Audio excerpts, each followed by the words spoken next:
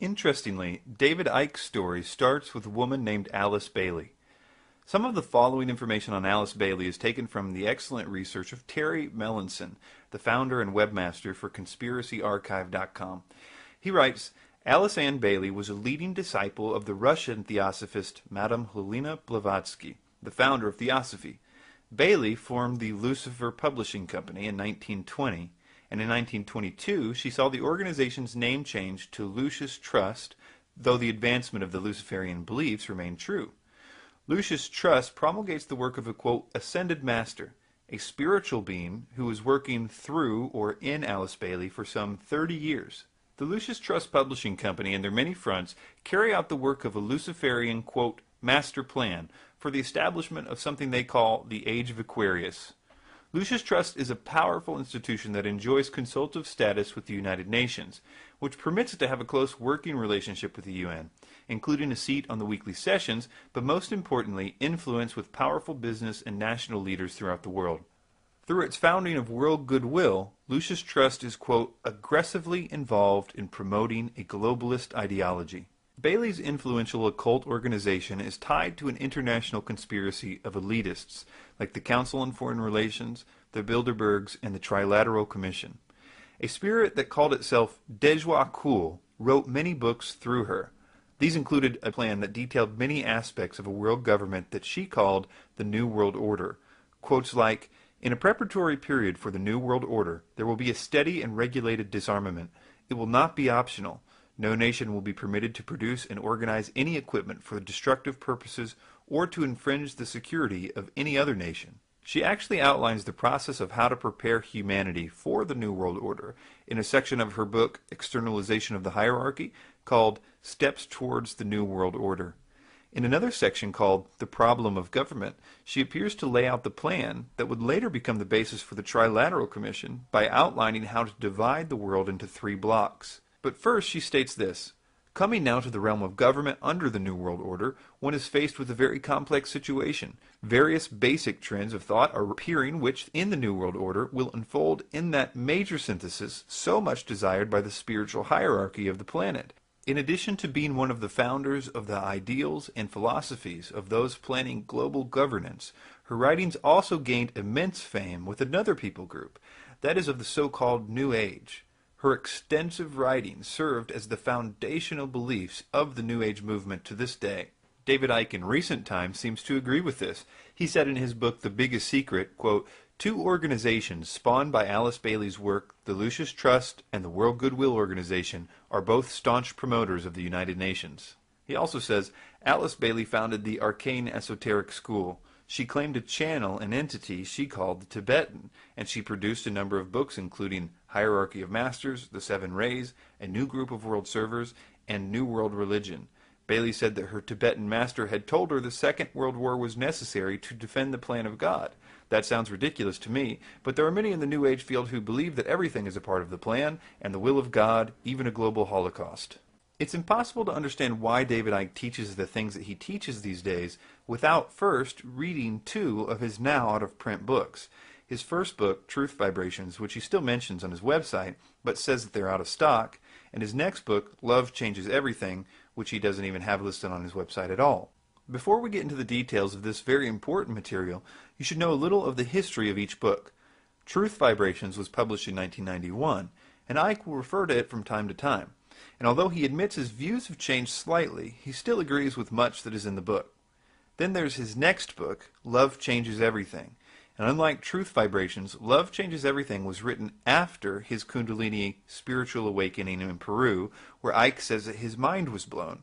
And because of this, Icke says he doesn't like that book at all. He says, quote, I don't like that book because it was written at the most extreme time of my transformation, when I wasn't sure what planet I was on, never mind what my name was. The problem with trying to distance himself with these books is, as we will see, it's obvious that he still believes their main points. We will see countless examples of this in his recent talks and his recent books. And once you see the details of his early beliefs, it will become very clear that they are the same beliefs that are behind Alice Bailey and the New World Order.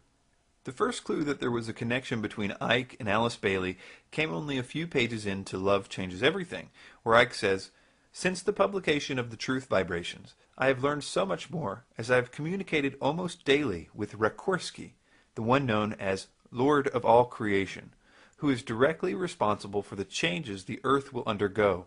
I also communicate often with the one we know as Jesus, the Spirit of the earth, and many others. Now, keep in mind that this Rakorsky is the same spirit that dictated much of his first book, The Truth Vibrations, back when the I first appeared. He says on page 21 of The Truth Vibrations, quote, "Soon after this, the I appeared. One evening I was lying on my bed in a hotel room when I closed my eyes, and there, forming out of the darkness, was the shape of an eye. It was there for a split second at first before dispersing, but gradually it became permanent." Listen to Icke in this early interview when he talks about these entities. And one great example of the way this works I came across, which the beings, which we call the guys, told us about. You call them the guys? The guys, yeah. It's not like the beings like Tarot, Rakorsky. and that's right. Right. Yeah. Now he was Jesus' father, Rakorsky. That's right. And Merlin as well. Part of him was, yeah. That's right. The aspects. Now, although there's a lot to talk about from that clip, the thing that I want to focus in on is the being's name, Rakorsky. In Theosophy, Rakorsky is one of the ascended masters. These are the beings that are supposedly so evolved that they have transcended the physical realm, and now they are helping humanity pass through a coming age of enlightenment. Rakorsky was a particular ascended master that Alice Bailey wrote extensively about. It is especially significant that Icke calls him the Lord of all creation, and elsewhere, as we will see, the Lord of civilization, and says that he is, quote, directly responsible for the changes the earth will undergo, because these are absolutely clear examples that he is referring to the same ascended master that Alice Bailey made prominent, as she gave him those exact titles and said that his task was to establish the new civilization of the age of Aquarius. She also connected him with the so-called seventh ray, which will become incredibly significant as the story unfolds. It was only later, while reading The Truth Vibrations, did I find that he actually confirmed my suspicion that he was in fact talking about Bailey's ascended masters. In a section where he was talking about the different messages he received, he said, "Some of the communications came directly from the consciousness which has the awesome responsibility for easing in and guiding the new age of Aquarius, the Lord of civilization and the Lord of the seventh ray, one of the energies we will soon be receiving at a much increased power." He continues, "The universe is governed and guided by a massive hierarchy, and the person or consciousnesses are selected purely by a soul's stage of evolution. There are beings that guide the cosmic, galactic, solar, and planetary systems, planets, countries, and regions. Each one of these systems is broken down into further levels of organization. At the head of our solar system is the solar logos, working with the lords of the rays who control the energies that affect consciousness and spiritual development of life forms. These have become known as the Ascended Masters, and they are supported by other Ascended Masters behind the scenes, as it were." One of the best ways to demonstrate that David still holds these theosophical views today is with David's view of the so-called solar logos. As we just read, David believed that there was a literal sun god called the solar logos, and that the solar logos was going to be the entity that would send the energy to raise our consciousnesses and to make us, well, godlike. In another place, Icke says that Rakorsky told him that, quote, "The solar logos is the spirit of the sun, who guides the solar system and sends certain energies to the planet and the stars." He also goes on to say that the solar logos can reach a, quote, "immensely high level of understanding, and that he or she can then evolve to be the Lord over several suns." When Icke said earlier, at the head of our solar system is the solar logos, working with the lords of the rays, who control the energies that affect consciousness and spiritual development of all life forms, he's talking about how in Theosophy, it is the solar logos that is going to send the rays that are supposed to raise the consciousness of the earth. Alice Bailey's idea was that these 7 rays would be generated from the galactic logos, whom she often referred to as the one about whom naught may be said. These special rays would then be filtered through the sun god and then come to the earth to change us and the spirit of the earth, or Gaia. David very much believed in the 7-ray theory of Alice Bailey. In fact, in both of his early books, he not only gives lists for each ray and their characteristics, but he gives the exact characteristics for each one that Alice Bailey wrote. I will show you Alice Bailey's 7-ray chart on the screen, and I will read from David's book, Truth Vibrations. David begins, "These rays are 1. Pure will and power. Ray 2. Love and wisdom. Ray 3. Intelligence. Ray 4. Harmony through conflict. Ray 5. Concrete mind and science. Ray 6. Love and devotion. Ray 7. Law and order and ceremonial magic. The Rikorsky ray." That last part is a dead giveaway because if you notice that Alice Bailey associated each ray to an ascended master, you'll notice that next to the last ray, the one Icke calls the Rikorsky ray, is named Saint Germain. And that is what Bailey, and even Icke, would sometimes call Rikorsky. Bailey would also refer to him as Master R. One way to demonstrate how devoted Icke was to this idea of the 7 rays is to point out that during this time, he would only wear the colors turquoise and light purple because certain colors were attributed to the different rays, and he believed it would attract more good vibrations to himself. Yes, ma'am. I'd like to ask David, is there anything special about that suit that he has on? He wore that on the Terry Wogan show as well. The colour turquoise, yes, you can answer that, David. Well, this light, which the Bible talks of, this energy, this life force that is sent out from the Godhead and all around creation, and it's this life force around the planet that's been disrupted, has sub-frequencies within it. And each of those has a vibration, a frequency of a colour. And turquoise is the colour of an energy within that light known as love and wisdom.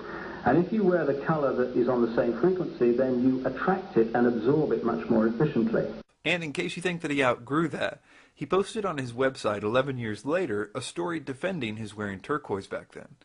He would later modify his beliefs slightly. He said recently, "Turquoise is an important color, but you don't have to wear it all the time." In more recent times, he confirms this belief in the rays that will cause an evolutionary shift. In his 8th book, "And the Truth Shall Set You Free," he says, "Cosmic rays of unprecedented power are being detected. These are the energies that are changing life on this planet. These cycles are fundamental, I believe, to the spiritual transformation and the multidimensional shifts which the planet and humanity are experiencing." Now let's get into why any of this matters to you, a truth seeker. Let me first quote Icke from his book Robots' Rebellion. He says, "The sun is far more than a massive ball of fire generating warmth. It is another substation for source energies. The ancients knew this, or at least their most highly evolved members did. And this is one explanation for the origin of the sun god and sun worship. The more enlightened members of their number were not worshipping a ball of fire in the sky, they were acknowledging the solar logos, through which the knowledge and wisdom of the source reaches the planet." He continues, "Just as the sun is the mind that guides the solar system, the galactic mind guides the galaxy, and the universal mind guides the universe." Notice how he capitalizes these words like source and galactic mind. He's referring to the galactic logos from Alice Bailey, the one that she called the one about whom naught may be said. Notice how he talks about the worship of the sun in very good terms. That is, as long as you know what you're doing, and know the esoteric truth about the sun, that it's actually the solar logos. After all, he says, these secret societies were just acknowledging the solar logos, through which the knowledge and wisdom of the source reaches the planet. It's a very good thing, he says, to venerate the sun, as long as you know what you're doing. We see him doing this exact same thing today. The only difference is that he doesn't use the word solar logos anymore. And as you watch these clips, notice the words he uses to describe the true worship of the sun. If you know David Icke, you know that he's using the best words in his vocabulary to present it in a good way. Words like vibrational. And one of the things that's come through history is the moon and sun religion. The religion using the symbolism of the sun and the moon, which has been manifested as the sun god and the sun goddess. Now this has many connotations. On some levels it's worship of the sun, but on deeper levels of knowledge, these are symbolic of deep esoteric and vibrational, mathematical, geometrical concepts. It depends what level you're meeting the knowledge at, what level you have access to. Terry Melanson, founder of ConspiracyArchive.com, said the following about the Lucis Trust logo. Quote, "The Lucis Trust logo features this streaming blue light. The New Age symbol invented by Foster Bailey, Alice Bailey's 32nd degree Freemason husband, has a plethora of symbolic imagery. The symbol, according to Lucius Trust, is, quote, set in a limitless field of blue, which signifies the sphere of life expression of our solar logos. Superimposed upon the triangle of New Age forces is the five-pointed star. In her book Rays and Initiations, Alice Bailey reveals that the solar logos is Lucifer himself. Now listen to Icke describe how the sun's rays are going to be the thing that causes the spiritual evolutions that he always says are coming. And listen carefully as he tries to work in the black hole in the center of the galaxy as being the source of this life-changing energy. And this is important because, as we will see, he has no scientific reason for saying that the black hole is going to send out any energy to the sun, but I think he does have a religious belief that Bailey's 7 rays will come from the galactic logos and are then sent to the solar logos to transform humanity and the earth.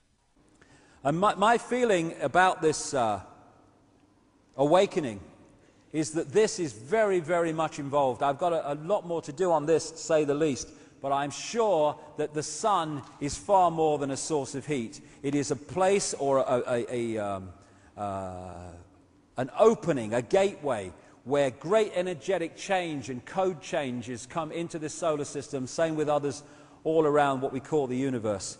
And I feel that at the elite level, not among the general population, one of the focuses on the sun, or the reasons for the obsession with the sun, is the knowledge of this, right going back to the ancient world. I also feel that the black holes and stuff are also ways that these energetic codes come in and out of this reality. Is that what we're going through is, I talked there about this vibrational base construct, which is coming out of the black holes. That is now very powerfully in the process of changing its vibrational state. We're in this cusp between how it was, the suppressed, the limited. So as this energy changes, it's triggering different photon information from the suns, in this case our sun. And so people are starting to, those more open to it first, are starting to decode a different base information construct. And what that's doing is changing their perception as we decode it and move into a different era. This vibration coming from the black holes, this base vibration, now there'll be more to know, but I'm trying to put the themes here. As it moves through its cycle of change before coming back to the original vibration, it's changing the information coming out of the suns in the form of photons. It's changing the information construct. Therefore, we are starting to decode, as it moves through the cycle, different information. And I tell you the way I see it anyway. What I'm saying in my new book is that the black holes, like the one in the center of this galaxy, are vibrating the base vibrational state of this reality. But it's not stable in the sense that it doesn't just stay forever vibrating in the same way. It goes through a cycle. And so it goes through this vibrational cycle, and eventually it comes back to the start. As the black holes vibrate this base vibrational construct, this base vibrational foundation, it triggers information from the suns to be transmitted in the form of photons, photon energy, which is information. As this vibration changes, and whoever created this virtual reality universe, in other words, this massively advanced computer game, they created this vibrational cycle. And as it goes through its cycle, the information coming from the suns in the photon energy changes. And so we're decoding these things, this change. So we go through periods of what the ancients called the Golden Age, when this massive expansion of awareness and connection and harmony and all the rest of it. And then there are other periods where the energy and the information is much more suppressed and limited, and these different cycles go on until it comes back from the start and the whole thing starts again. Now, I looked into his new book to see if he explained what this cycle was that the black hole was going through. because in running the website, the 2012deception.net, I feel I've heard just about every theory in which a cycle concerning the black hole and the sun is mentioned.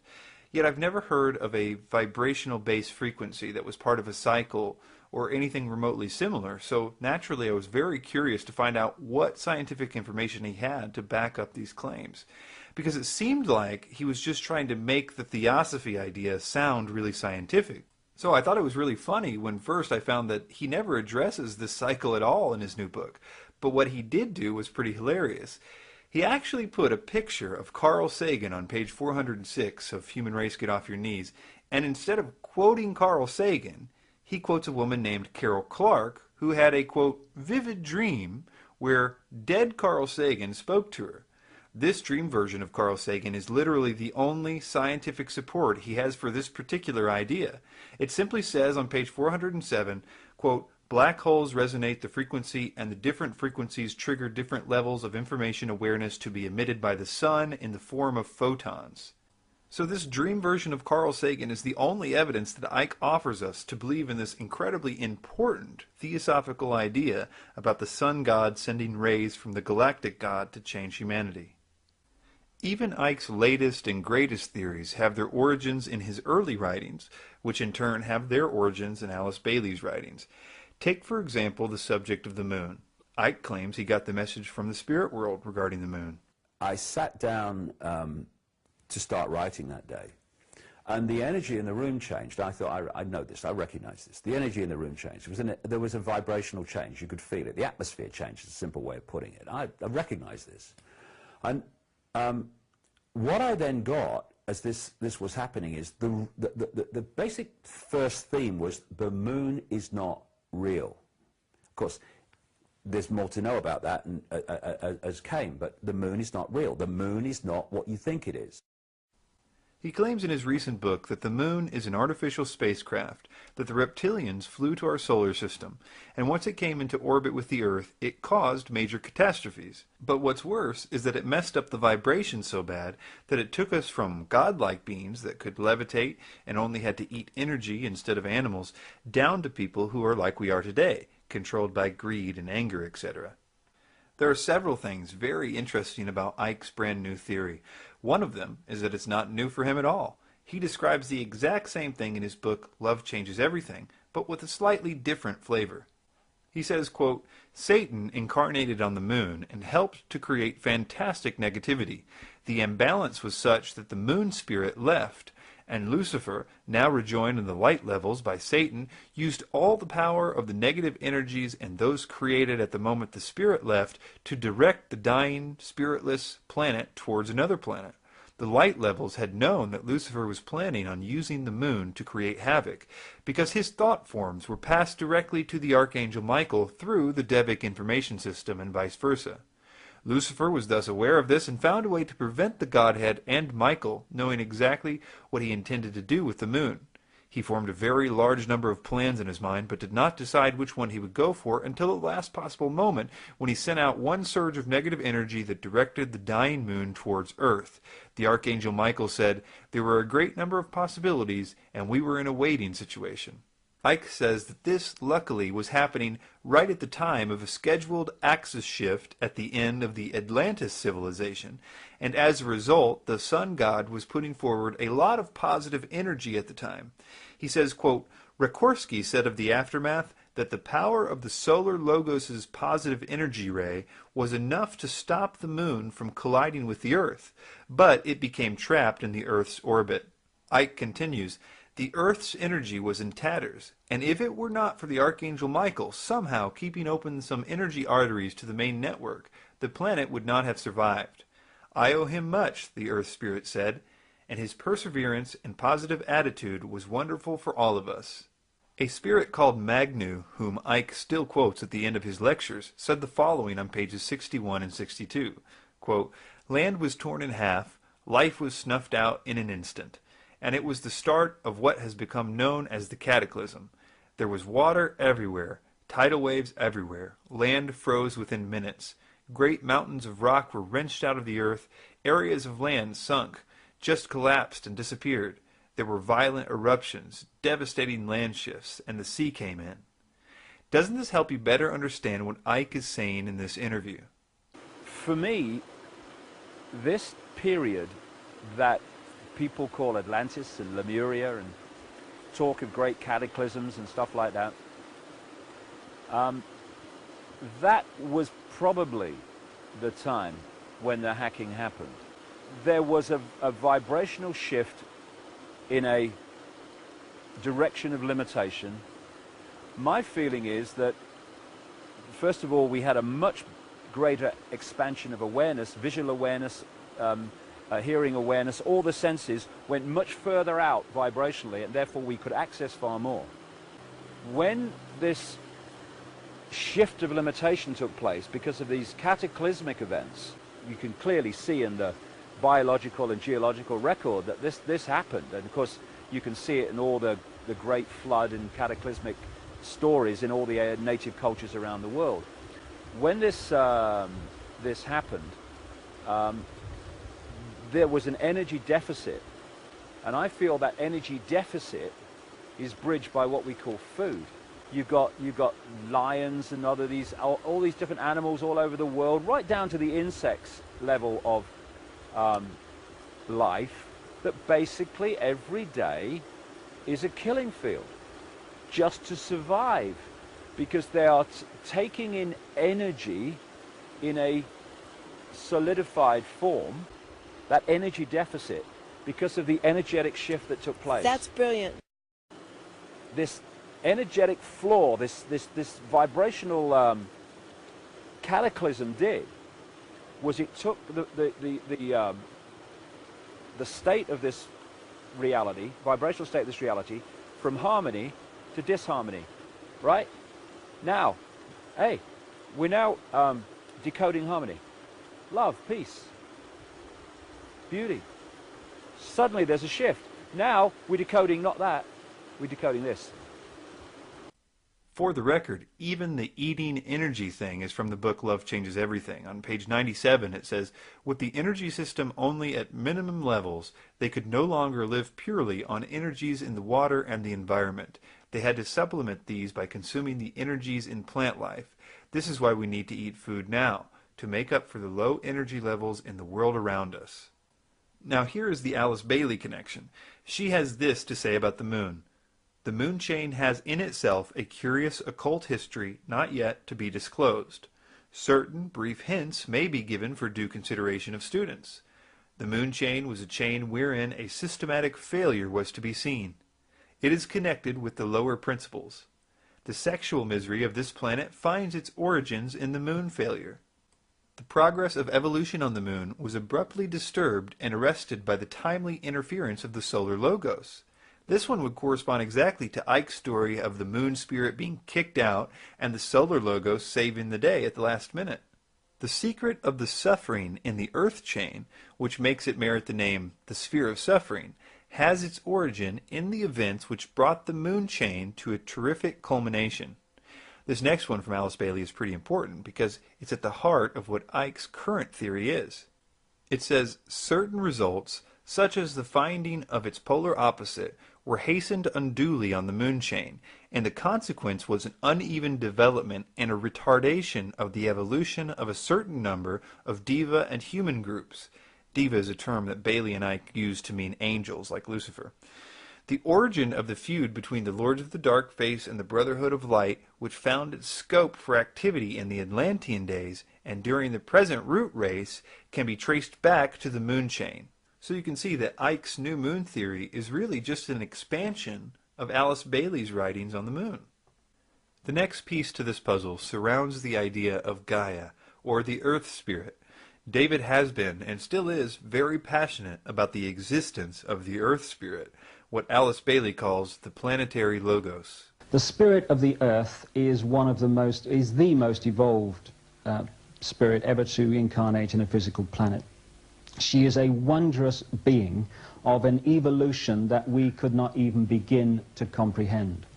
And without that wondrous spirit and that high evolution, and the higher you go up in evolution, the more ability you have to love, the more ability you have for tolerance, the more of all these things you have. If she didn't have that, she would have left this planet a long time ago. When I said publicly in 1991 that the Earth was a living entity that we could communicate with and could communicate with us, people just dubbed me crazy. And now we're seeing scientists who have studied this coming to the same conclusion. Yes. No one did more to popularize the idea of the Earth Spirit than Alice Bailey.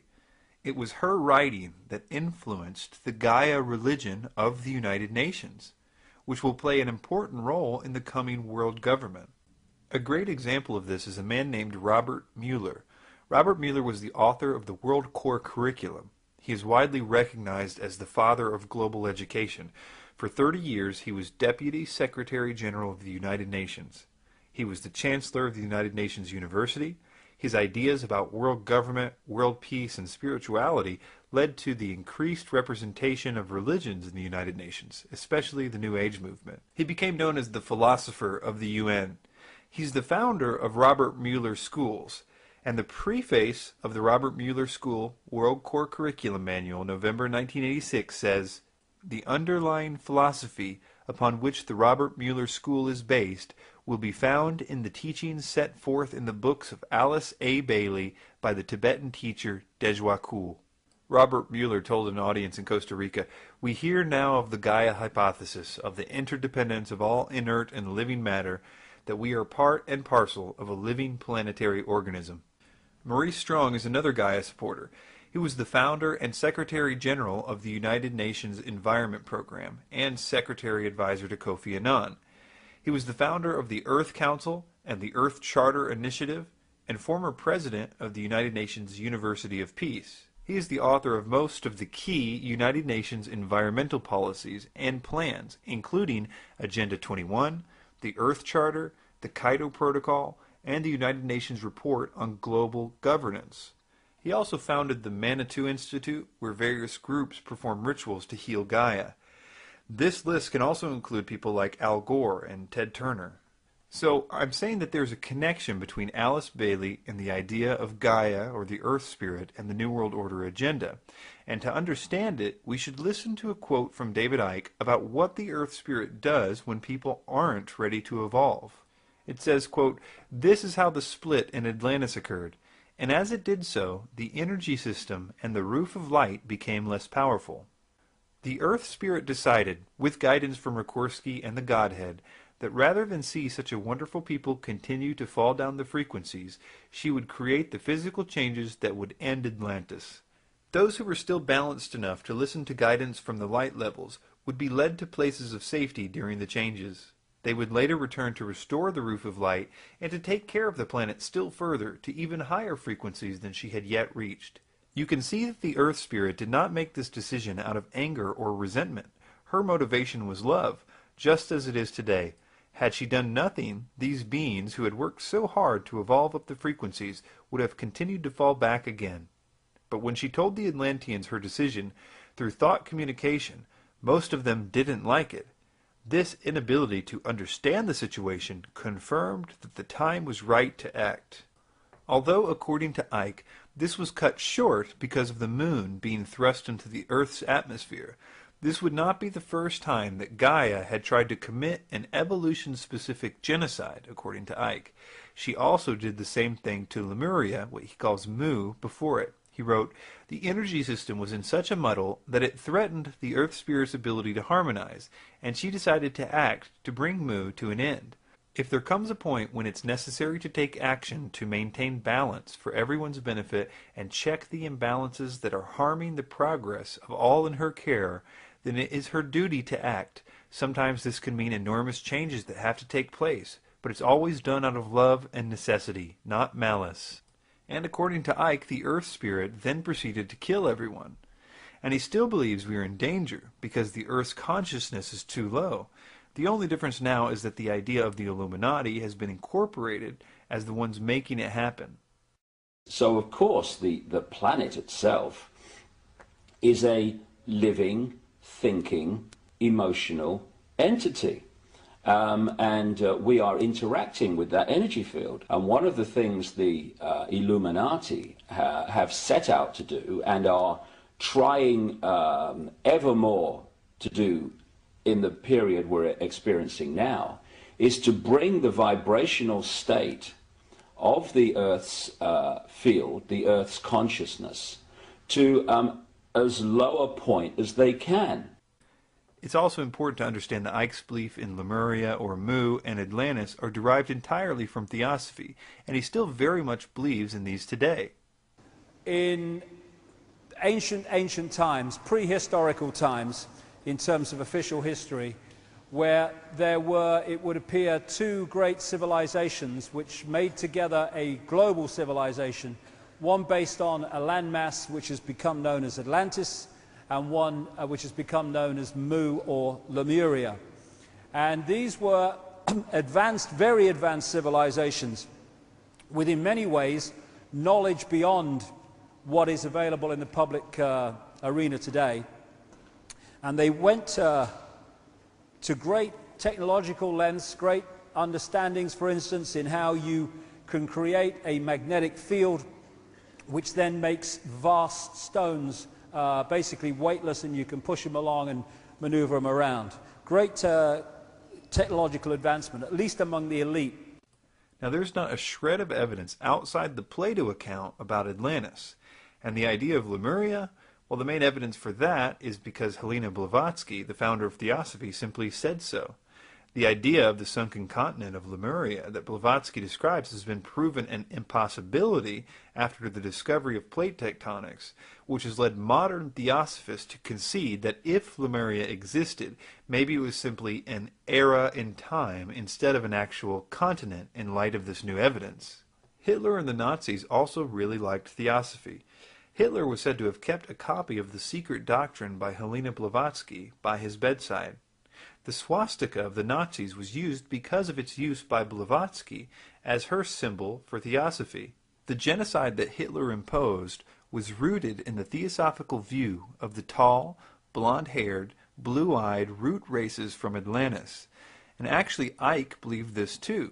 He says on page 46 of Love Changes Everything that the inhabitants of Atlantis were an average height of 6'5", blonde-haired, and skin that glowed white. Icke himself remarks about the incredible influence that theosophy had on Hitler in this way. He says, quote, "I'm not saying that Blavatsky was negative, only that Hitler was influenced by her work." A few other similarities is that Hitler also believed in this idea that the moon came into our orbit and thus gave the need to create this new evolution. He also believed, like Icke, that the earth was hollow, which is funny because in Icke's book The Biggest Secret, when he talks about this, his main evidence for the hollow earth was simply that the Nazis believed it too, which is really only because they both read Helena Blavatsky, who makes the claim in The Secret Doctrine. Also, Hitler believes that the Atlanteans possessed psychic powers and that they were destroyed by a flood, just like Icke believes. It is this desire of Icke's to get back to the Atlantis evolution that is at the core of his teachings today. To demonstrate this, listen to Icke in this recent lecture read a message given to him by a spirit in 1990. We find in another place that Icke identified this spirit as Magnu, who he said was from Atlantis. Listen to Icke explain first that Atlantis was destroyed and how the ultimate objective is to attain the powers we once had in Atlantis. In 1990 I experienced this, and it stood the test of time in my experience. My own allegiance with your planet goes back to an Atlantean period when there were many energies being used and information and knowledge being used which were, for particular reasons of safety, withdrawn, shall we say, to prevent complete catastrophe, to prevent total destruction of your planet. As the energies around your planet quicken, this is 1990, so these latent energies, these energies which have been withdrawn, will now be phased back in. They will gradually be awakened. As the consciousness level of your planet raises itself, those of you who are working together to raise your consciousness, you will be able to hold more and more refined vibrations, and the energies themselves contain the knowledge and the information which is beginning to surface again in your consciousness. So many of you will remember the Atlantean times. You will remember that you communicated with, say, dolphins and whales. You understood these sentient creatures. You could levitate. You could manifest things. You could cause spontaneous combustion by not miraculous means at all. Once you know what you're doing, these things follow. It is a matter of order. Now, I'm looking at a time on your planet when these energies, this knowledge is reawakened and reintegrated into your consciousness.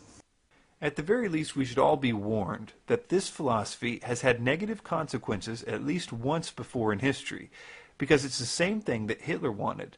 The fifth root race of Blavatsky, which Hitler was trying to bring about, was known as the race of hope, and it was said that they would soon rise to the pinnacle of spirituality formerly attained by Atlantis, but that certain people were holding them back.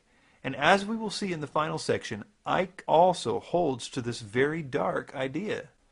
This idea has always been planned to be used in the context of a one-world government. 33rd degree Freemason Manly P. Hall said, "The new Atlantis sets forth an ideal government of the earth.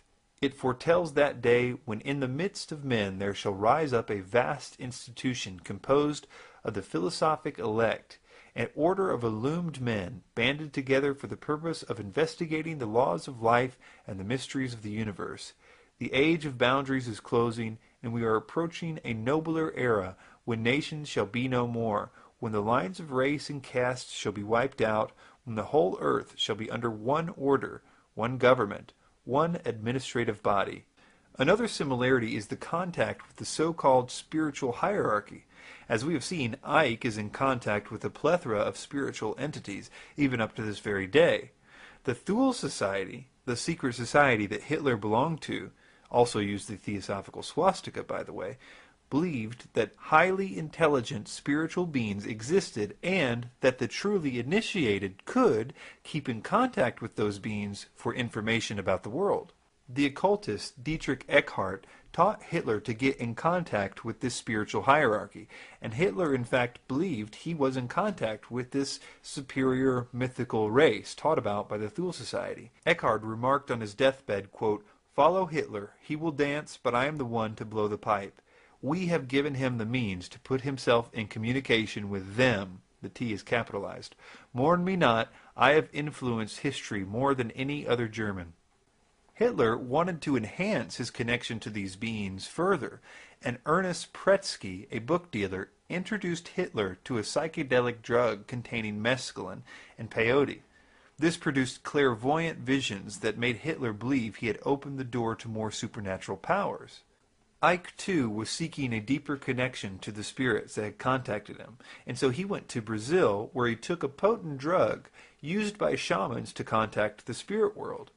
Icke calls what contacted him that night the voice, and he says that it was the most defining moment of his career.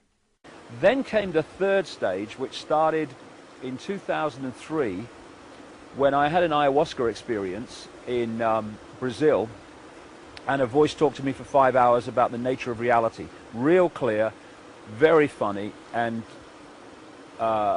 mind-blowing and life-changing. I have often wondered if Icke has ever taken any precautions to make sure that the entities that he is in contact with are good entities. He often talks about how the Illuminati are in contact with bad extra-dimensional beings, after all. And the same gods, demonic entities as they're called in this case, that are worshipped by the Satanists, are the same gods that are worshipped by the secret societies and the religions. Unknowingly, in Satanism, it's knowingly. These reptilian entities seem to operate, and again, it's not just reptilian. There are many different kinds of entities that do not have a human form, that operate just outside of human sight, and history has recorded them as demons and all this stuff. So I wonder if he had a system to discern whether the ones that he's talking to are the same ones that are influencing the Illuminati. You can imagine I was a bit discouraged to hear things like this. Well, I've been on a long journey of nearly 20 years now, consciously doing this, and some force has been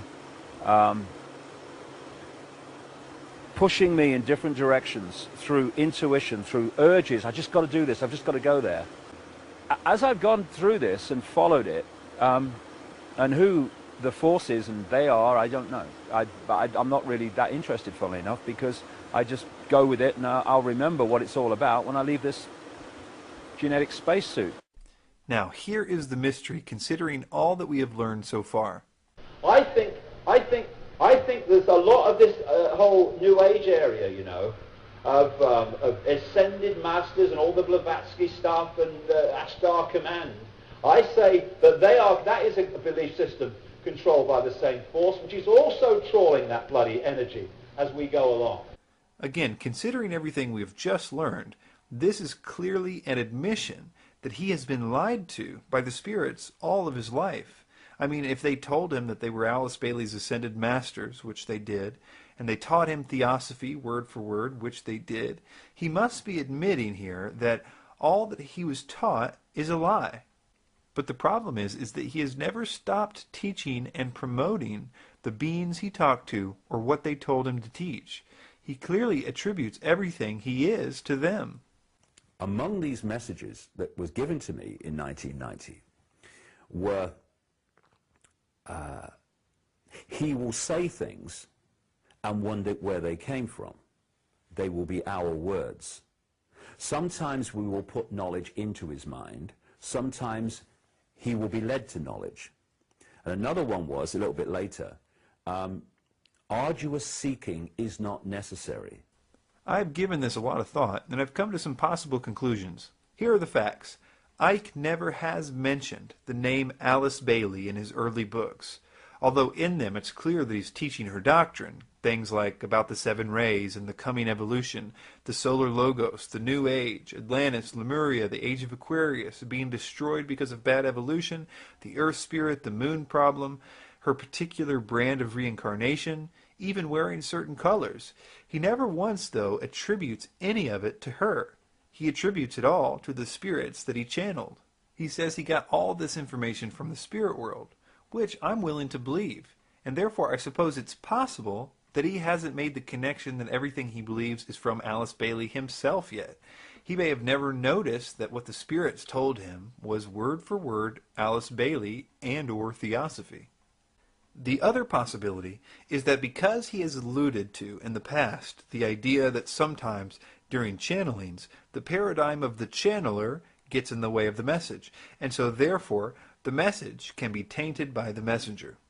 He refers to this, I think, to try to explain the fact that he has pages and pages of material of his conversations with Jesus, whom he nowadays says never existed. The idea is that, well, the channeler believed in Jesus, so the name was messed up. But, as we will see later, these beings do much, much more than claim to be some entity. They play the role to the very end and really expect you to go tell people what they told you. There are many problems with this, but the biggest one is that, let's say some of the psychics that he talked to were big Alice Bailey fans, and so he got information that was filtered through their paradigm. Now that's still not an excuse, because we're right back to the problem of, well, if he learned later on that Alice Bailey and her ascended masters lead to a new world order ideology, why is he still teaching us the exact same ideology, only packaged in a way that seems to try to hide the obvious source? We will come back to the investigation of Icke's extra-dimensional entities to see if we can determine anything more about them later on. But for now, let's move on to some of Icke's more earthly sources of his information to see if we can determine anything about the evolution from his early material to his current material, like reptilians. The single most influential person in the development of Icke's current ideas is a man named Brian Desborough. Desborough wrote a lot of conspiracy articles and posted them on the internet in the mid-90s into the 2000s. Later, these articles would be compiled into a book. Desborough is behind an astonishing amount of Icke's research. There's a lot of interesting things about Mr. Desborough. First of all, despite the fact that his bio says that he served as a director of research and development for several American high-technology companies and has provided consultation to a company involved in deep space research, there's no record of him doing anything like this on the internet, which seems odd, since you would think that if a person who was publishing material on the internet so early in its history, that he would also leave some trail to his apparently earth-changing scientific research. Another interesting thing is that despite the fact that Icke, when referring to Desborough, calls him his American scientist friend, you can read Desborough's own bio to find out that his information was given to him by spiritual beings like Icke. Desborough says, During an out-of-body experience which occurred in 1971, he encountered 5 highly spiritually evolved, non-physical beings who informed him that he must write a revisionist history of the world. The purpose of the book was to take the readers out of their comfort zones by presenting them with truth regarding such diverse subjects like the true location of Atlantis, the duplicitous acts of the Illuminati, and the fundamentals of free energy technology.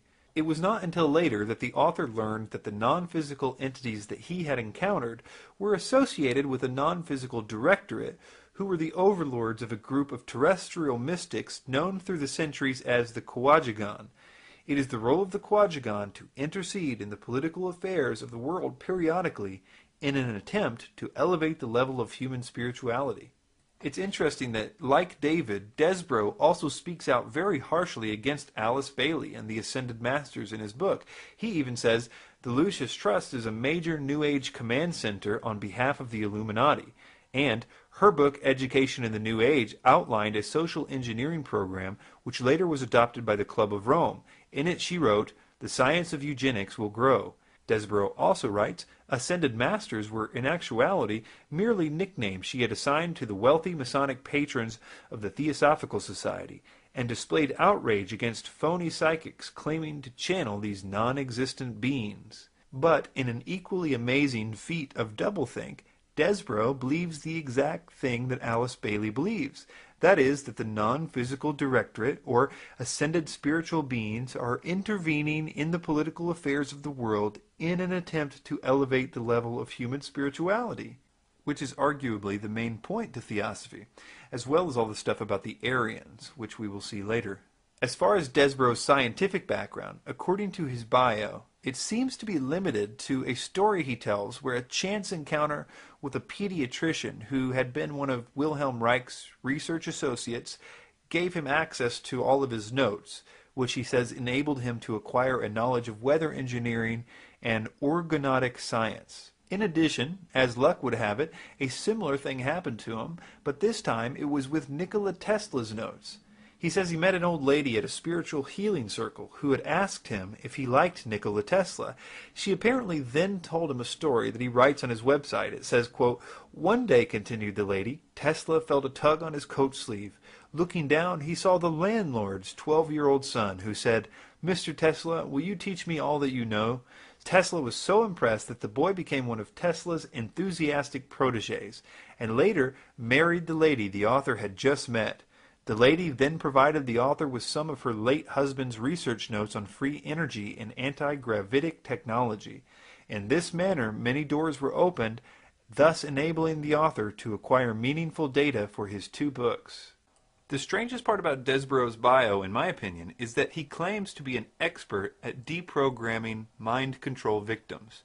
He claims that he does this in order to get information out of them to help his research into the New World Order. He has written quite a lot about trauma-based mind control, and at that time, very little was known on the internet about it, and it does appear he knows quite a lot about how to program multiples. This will become very interesting as we continue this investigation. So with all that in mind, let's take a look at how David Icke was influenced by Brian Desborough.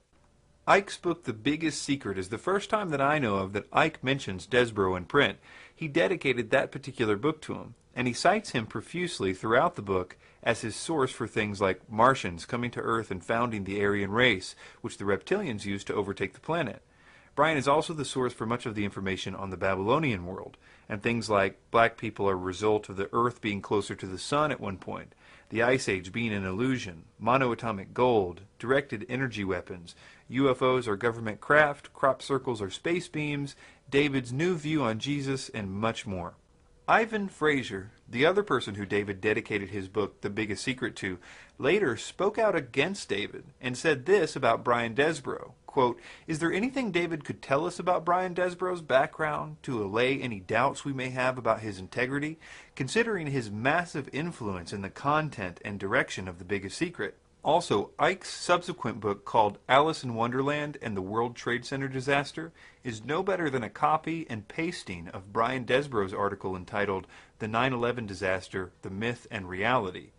If you have read Icke's Alice in Wonderland book on 9/11, please read Desborough's article when you have time.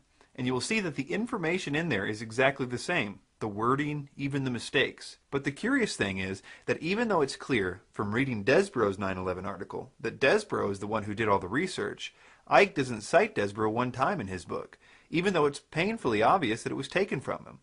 I think that Desborough was quite content to feed information to Icke, even if he got no credit. One example of this is in regard to the reptilian scandal.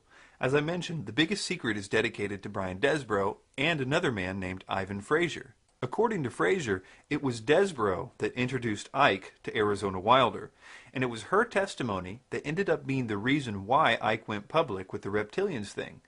Desborough also admits to introducing Icke to Arizona Wilder, as well as arranging the meeting between the two, because Wilder was a victim of trauma-based mind control, and apparently Desborough had accessed her programming in order to get information about the Illuminati. According to him, he was amazed to find that she confirmed what he had already been telling Icke, which will be important later. This is Ivan Fraser's side of the story. He had been proofreading The Biggest Secret for David Icke, and he found out about the reptilians thing this way. He says, quote, Arizona Wilder was not mentioned at all in the draft copy of The Biggest Secret which I had read. David had not met her yet. When the book was released, people started ringing me with questions like, is it true about the reptiles? And is this stuff about the royal family true? At which time I replied that I thought it was, based on the fact that the version that I had read stated only the theory of reptilians and that certain of the royals were involved in satanic rituals. Soon I heard about Arizona Wilder. David stated that he saw his encounter with Arizona Wilder as an amazing synchronicity which endorsed his work in his latest book.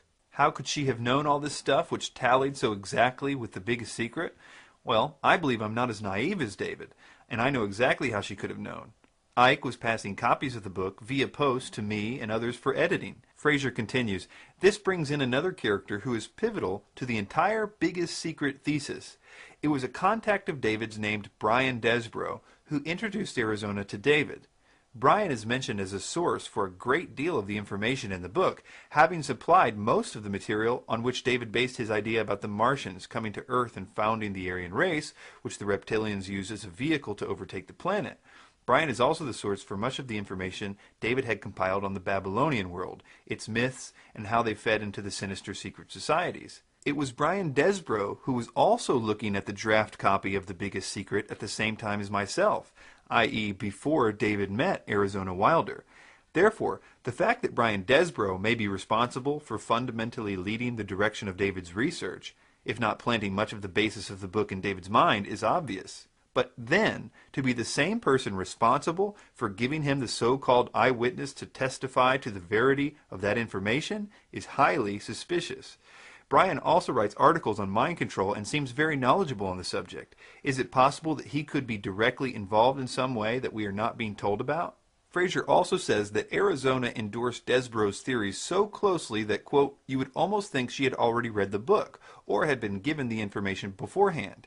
He continues, or considering that she claims to be an ex-mind-controlled slave, could it be that she was pre-programmed? Testimony from Mark Phillips and Kathy O'Brien as to how arduous it is to deprogram a CIA slave makes me very suspicious that Arizona Wilder could be considered reliable. She claims that since her programmer died, the programming broke down. I don't believe this can be accepted as such, and external experts would have to be brought in to convince me that if she was controlled to the highest level, that she could be so deprogrammed now to be considered reliable. Brian Desborough describes the story in this way. My own research, based on unpublished astrophysical data, revealed that Mars originally occupied our planet's orbit and was populated by a technologically advanced Aryan race. A celestial catastrophe displaced Mars into its present orbit, forcing the Aryan survivors to colonize our planet and subsequently construct the Great Pyramid. Then they were overthrown by an evil priesthood who established the royal court of the dragon in Egypt. While David was writing his book, it was my good fortune to meet the mother goddess of the Illuminati. She corroborated my research, adding that the Illuminati hierarchy are shape-shifting dragons who require the consumption of Aryan blood in order to maintain their shape-shifting capability, hence their opposition to interracial marriages. As we watch these clips of Arizona Wilder, notice that when she was asked about the history of the reptilians, that she says that she was made to learn this. No matter who she thinks taught her this information, the fact that a bunch of Satanists made someone learn something sounds like programming to me. your experience, being brought up in this Illuminati environment, were you ever told anything about where these reptilians came from, and what is the history of it all? I was made to learn through Mothers of Darkness, which is a certain aspect of the organization, because that was an early part of my training, the history of what was the Illuminati on this planet. And what I learned was that the Aryans originally were from Mars, and the reptilians came to that planet they came from another place, they came to that planet, they came to rule, because they wanted to mix, so they said, with that race, and but they became the overlords. That's an interesting term, overlords. Brian Desborough uses it almost 30 times in his book, compared to Icke using it one time, and even that was in a quote. It doesn't prove that the info was planted by Desborough, but it is a suspicious coincidence. And the Martians, or Aryans, were seeking to escape from it. They went to the moon, and then were there attacked, and they then went to Earth and established culture here on Earth approximately 6,000 years ago. And at that point in time, they were doing well, and they were mixing with the indigenous population of this earth. They were getting along with. And then about 4,000 years ago, the reptilians arrived here and again began to take over. And they instilled themselves in different places underground in the earth, and also this one part of them, the ruling part, took over and became involved in the politics and in the religion, and started controlling through these means at that point in time. A woman named Sva Lee, who is widely regarded as trustworthy by many in the truth movement of all backgrounds, claims to be a former programmer for the Illuminati. She is currently in hiding, we hope, but her writings, which are still posted on the internet, fill in many of the details about how mind control slaves are programmed. One time she was asked about this reptilian idea. The question is, Sva Lee, I have to ask you this. There are stories floating around on the internet about the Illuminati and other agencies being run by extraterrestrials, in particular a reptilian race operating from a higher dimension. Any thoughts on that? My answer will probably cause a lot of anger, and it's not meant to step on any toes. Here it goes. I have never seen an alien or extraterrestrial. I have seen some programming to make people think they saw aliens as a cover story for programming, if they remembered. None of the head trainers I knew or others on the leadership council believed in aliens, although I never asked them. I personally believe that the reptilian stuff is actually the demonic at work. I have seen shape-shifting and other stuff because of demonic influence. Okay, so some of you here will say, gee, she believes in demons, that's as far out as aliens. Well, this is what the Illuminati certainly believe in. They know there are spiritual realities, and they think that they can control them. Those of a more cynical bent would say that the shape-shifting was a drug-induced hallucination and group hysteria in the context of a ritual setting. I will let each reader decide based on their personal comfort zone, but no, absolutely no reptiles or aliens seen in Washington, D.C. or San Diego, California as of 5 years ago. At least I never saw them. Interesting that Icke seems to validate this idea that spirits can make a person shapeshift. It was a lady who channeled this consciousness back in 1990. And I'll just read what it said because it's so relevant to now with the hindsight of the years that have passed. And if anyone doesn't, believe in shapeshifting, they should have seen this woman's face when she was doing this, because she became someone else. Her face, it was like, whoa, changed to a completely different face. I would say that Arizona Wilder's testimony is worth listening to. It seems to be consistent with high-level satanic rituals. I would suggest one possibility is that she may have been made to learn the reptilian story, as Spaulding suggested, so that if her programming did ever begin to break down, she would tell people that it was reptilians instead of satanic rituals. Something that a lot of people miss about her testimony is that the entire purpose for the ritual she did was to summon what she calls demons, or old ones, so that they could give more information about how the New World Order should be set up to the top-level people. It's clear that she believes it's the demons, not reptilians, that are behind the planning for the New World Order. They materialize from out of another dimension and are present at rituals, and they are so powerful, and their presence is such an evilness about them, and they want out of this other dimension, and they have to be called out by someone who has that power, and the reptilians don't have this power. That's very important, that they don't have this power. So during a ritual, these old ones are called out, and they are what Christianity would have called the demons, and they want out. They're always demanding to be let out, and so you have to be very powerful to keep them in line and to make them go back when it is time for them to go back. Why do the reptilians want to manifest these quote demons at the rituals? It brings power to the rituals. It brings power to them. They are told things by these entities, and they are encouraged to go on with what they're doing, and knowledge is imparted to them through these entities. If this is the case, why is there no attempt to see what we can learn about them? Why all this focus on reptilians and Mars and Aryans? By her own admission, they aren't calling the shots. The spirits behind them are. I want to mention a few more things about the reptilian issue before moving on. She states that the reptilians change back to reptilians when asleep. Considering how many of them were educated in schools, where they also lived amongst hundreds of others in dorms, and many of them are in the armed forces, you would think that someone would have noticed this happening by now. Hey buddy, you don't look so good when you fall asleep. She states that the royal reptilians can't stay in human form at the scent of blood, and transform and go crazy, ripping into their victims. And in all those years, nobody has ever noticed this when they cut themselves, been around blood, menstruating women, etc.? Considering they are so public, there is no way that they have never been in the vicinity of blood.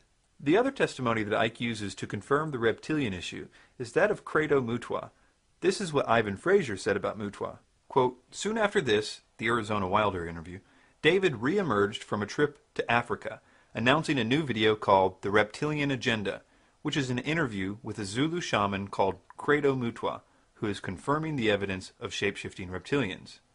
Credo recounts various ancient Zulu myths about the reptilian race which manipulates mankind, which are taken literally by himself and Icke, and seen as a remarkable confirmation of the reptile-human race theory, although Credo's version is that the race actually originated on Earth, left it, and returned. Furthermore, the central reptile-Aryan race thesis is fundamentally challenged by Mutwa's assertion that the black leaders of his country and their bloodlines are from the reptilian race also. Mutwa also speaks about personal encounters with gray aliens, which he states are servants of the reptilians. Mutwa elsewhere, rather contradictorily, states that the grays are actually the reptilians with an artificial skin. This contradiction is not challenged by Icke. I also agree with Fraser when he says that both Mutwa and Arizona Wilder may be consciously very genuine in recounting their experiences according to their memories, but I believe we need to be extremely careful before buying into what amounts to circumstantial stories with no proof. Also, I want to address this idea that's circulating on YouTube and other video sites, that people's pupils change and you can tell that they are reptilians this way. This is an effect caused by uploading a video with bad resolution. The same effect is happening with other elements in the picture, but you only notice it on the eyes because the eyes are very detailed things, and when the pixels cut out on them, it's more noticeable than it is with the other elements in the picture.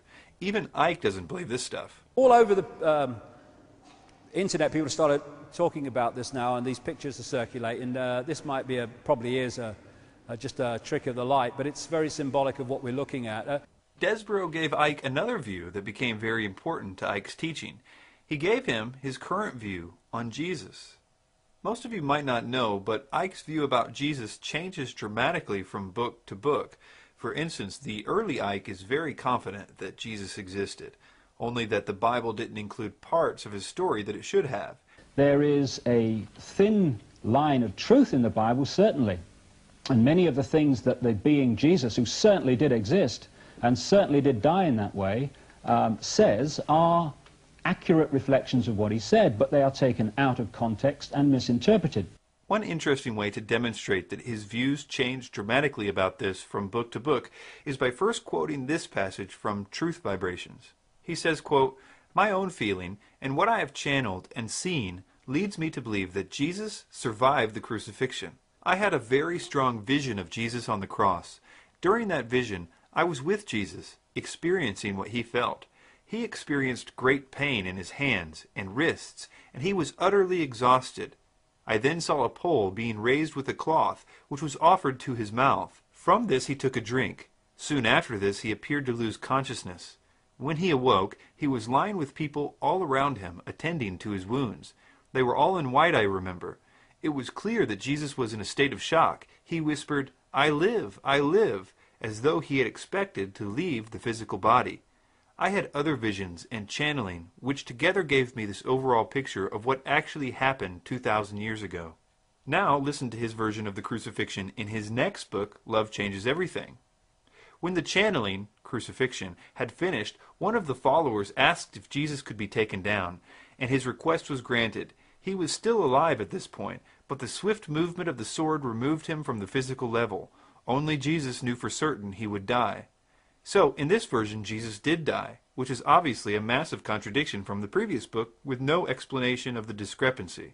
Keep in mind, in that book, Jesus personally talks to David on a regular basis. For instance, Jesus is quoted as saying things like, quote, "I was so determined, David, so determined to ensure that the truth could not disappear because one man was nailed to some wood, and I knew the effect it would have on Lucifer Satan if the energies were powerful enough." Icke always tries to downplay his famous claim to be the Son of God. He always said he was simply claiming to be a Son of God, not the Son of God. But the problem is that he really did claim that he personally was the one spoken of in the Bible that was going to return. He claims in this clip to be the second coming of Christ. Do you think if Jesus were alive today and you'd been alive then, he would be writing books and doing promo tours and appearing on television programs and so forth? Would he be promoting it in the same way Absolutely. that you are now? Tell you the funny thing, Nicky, you know, the Bible actually predicts the coming of the Son of Man, the coming of the Son of God, at this time of great change. What, right now? Yeah. Well, at this time of great change. The Bible predicts you in a way. Yeah, exactly. It calls the being the Son of Man. Where is that? So people can... That is in the book of Revelations towards the end. Right. And it's also earlier on in some of the Gospels too. What do they expect this Son of Man to look like? Do they expect him to wear a beard and a white robe? Well, they don't expect him to be a Hereford United goalkeeper. Correct. But did they the people 2,000 years ago didn't expect their Son of God or whatever to be a carpenter's son, and he got the same reaction. You see, what it is, it's about incarnating into a body that relates to the world as it is at the time. That's why Jesus was a carpenter's son and worked in Palestine. Why in this life have I... Because you were a broadcaster. Exactly. Why was I taken into the communications You were industry? taught self-discipline in sport. Correct. I know that. This is how it's done. Yeah. And so I'm comfortable talking to you, and I'm comfortable on television, I'm comfortable in broadcasting, which is a great help to get over the truth, as the world is at the moment, where the media is the vehicle to do it. You are given the gifts, and we're all given the gifts, that we need in particular lifetimes, and at this time, in this lifetime, I need certain abilities to be comfortable on the media and know the media, and that's what's been given to me. And as most of you know, Icke's view on Jesus changes dramatically from here. He would later add elements from various books that he read, and by the time he gets to The Biggest Secret, he exchanged all previous views for Brian Desborough's view. Have you ever heard of Icke talk about Tammuz and Nimrod and Queen Semiramis? I'm pretty sure you have. It's one of the most common parts of Icke's presentations, and he rarely misses an opportunity to launch into his spiel. In Babylon, they had a trinity of Queen Semiramis, also known as Ishtar or Istar, Nimrod, the sun god, she was the moon goddess, and Tammuz, who was the virgin-born son of Nimrod and Semiramis. He took this view word for word from Brian Desborough, and although he doesn't credit Desborough for it, it's clear that he did. For instance, there is no mention of Tammuz or Semiramis before this book, and it's obvious that he is using the same wording from Desborough's article called The Great Pyramid Mystery, Tomb, Occult Initiation Center, or What? For instance, Icke writes, Tammuz, who is said to have been crucified with a lamb at his feet and placed in a cave when a rock was rolled away from the cave's entrance 3 days later. Now compare that with what Desborough writes. Tammuz, who, according to the writer Langton Tius, was said to have been crucified with a lamb at his feet and placed in a cave when a rock was rolled away from the cave's entrance 3 days later. The only difference is that Icke takes out the reference to Langton Tius. One reason he probably did this is because Langton Tius was a person who was widely known for taking Christianity and trying to explain it using pagan symbology to be more acceptable to the pagans. So it's not shocking if we were to find this information, but as we will see, even given this, the claim is still not true, and that's probably why Icke drops the reference altogether. In any case, the point is that Icke took the reference, and it's clear that Icke had access to this particular article, because in other places in his book, The Biggest Secret, when Icke cites Desborough, he cites this very same article. The footnote reads, Brian Desborough, The Great Pyramid Mystery, Tomb, Occult Initiation Center, or What? A document supplied to the author and also published in the California Sun newspaper, Los Angeles. The biggest problem here is not who he got the information from, but how terrible the information is. No scholar would ever write that a rock was rolled away from Tammuz's tomb after 3 days. This is a flat-out untruth with no apologies. Even Acharya S., who Desborough is misquoting right here, disagrees with this idea, and that's saying something if you know who she is. Icke traded in his earlier view of Jesus for this most easily disproved one. I will call it the zeitgeist version of Jesus. This is the one where he did not exist in history, but was an amalgamation of ancient pagan gods. This is the one that I believed for a long time, thanks to David Icke. But I started doing some investigation on my own, and I realized that something was really wrong with this view. Although it sounded plausible and even scientific, I couldn't confirm any of it with the actual writings about these gods from the original sources. And all the people that claimed that these things could be found in the original sources were Freemasons or Luciferians. For instance, Icke tells us in The Biggest Secret that Horus was the Good Shepherd, that Horus was the Lamb. Horus was baptized at age 30, he was the child of a virgin, his birth was marked by a star, he had 12 followers, Horus was the morning star, Horus was the cursed, Horus was tempted on a mountain by Set, and that he was a child teacher in a temple. The problem is that none of this is true. If you read every single thing you can find that the Egyptians wrote about Horus, you won't find any of this stuff. It's a flat-out lie. And guess who Icke cites for his claims like this? Albert Churchward, a high-level Freemason. And not only that, but someone who lacks any expertise in this field. I think one reviewer of his book on Amazon said it best about Albert Churchward in regard to his scholarship, quote, "This book is not recommended for those expecting a scientific approach. The absence of any description of the author's academic background explains it all." I've had a website up called zeitgeistchallenge.com since the film Zeitgeist came out, and it offers $1,000 cash to anyone who can simply show where in the ancient texts these things can be found. I've yet to have one serious submission to this challenge since the website was put up. I have had a lot of people confident that they could answer the challenge until they started to look for the actual writings themselves, which is why I put the site up in the first place, to get people to come to the same conclusions that I did on my own. This is a Freemasonic lie.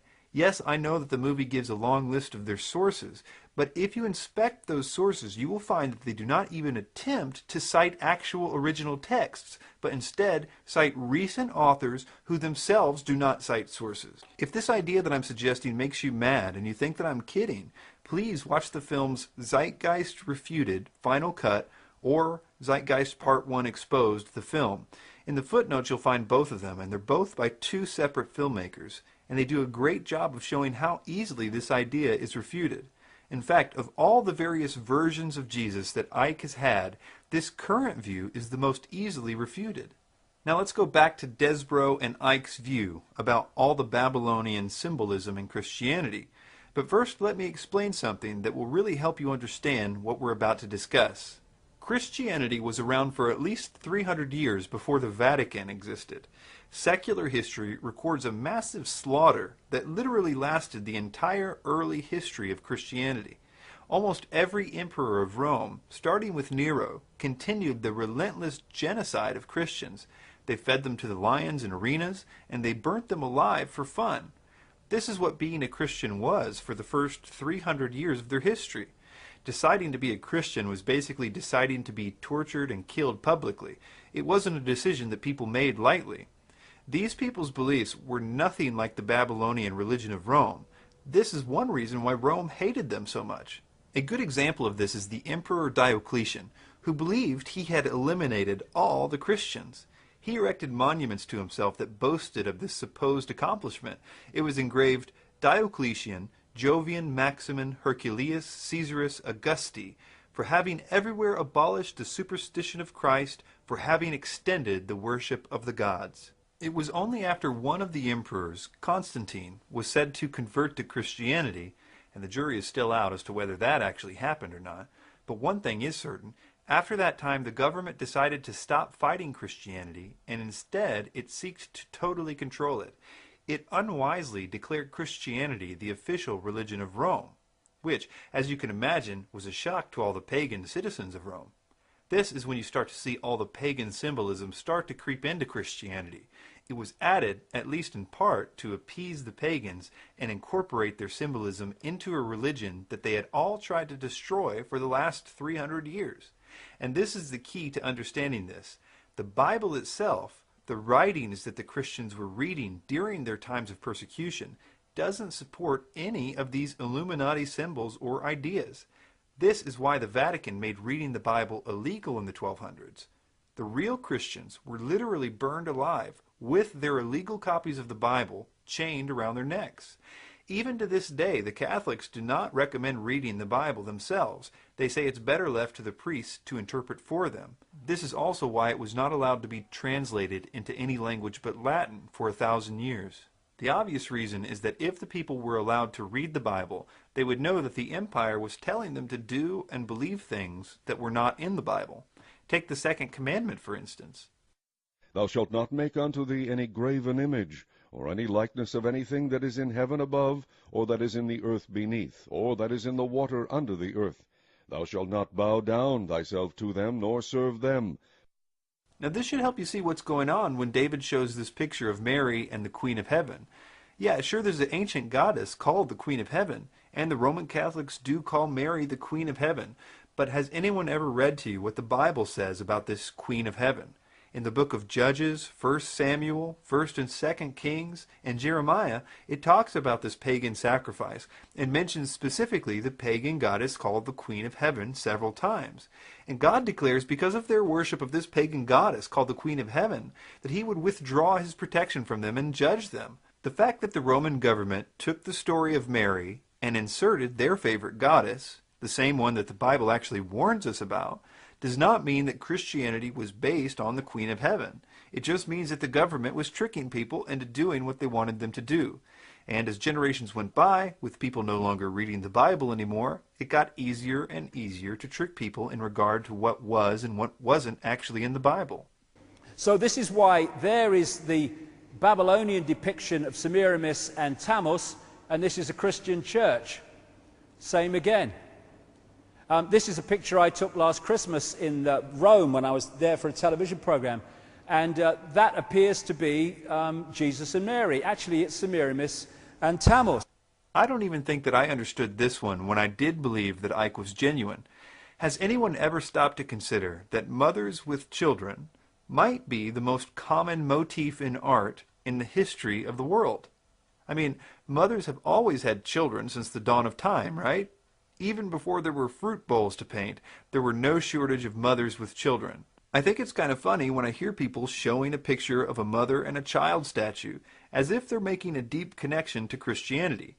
If statues of mothers with children is a specific thing, only to be compared with Mary and Jesus, then I have a lot more similarities with Mary and Jesus that I would like to add to the list, from every culture and every time period. Again, you won't find any descriptions of Mary holding Jesus at all in the Bible. It's not some special idea in the Bible at all. This is art commissioned by the Roman government, and it has nothing to do with Christianity. Early Christians did not make images of Jesus because of what they thought was obedience to the second commandment about making idols.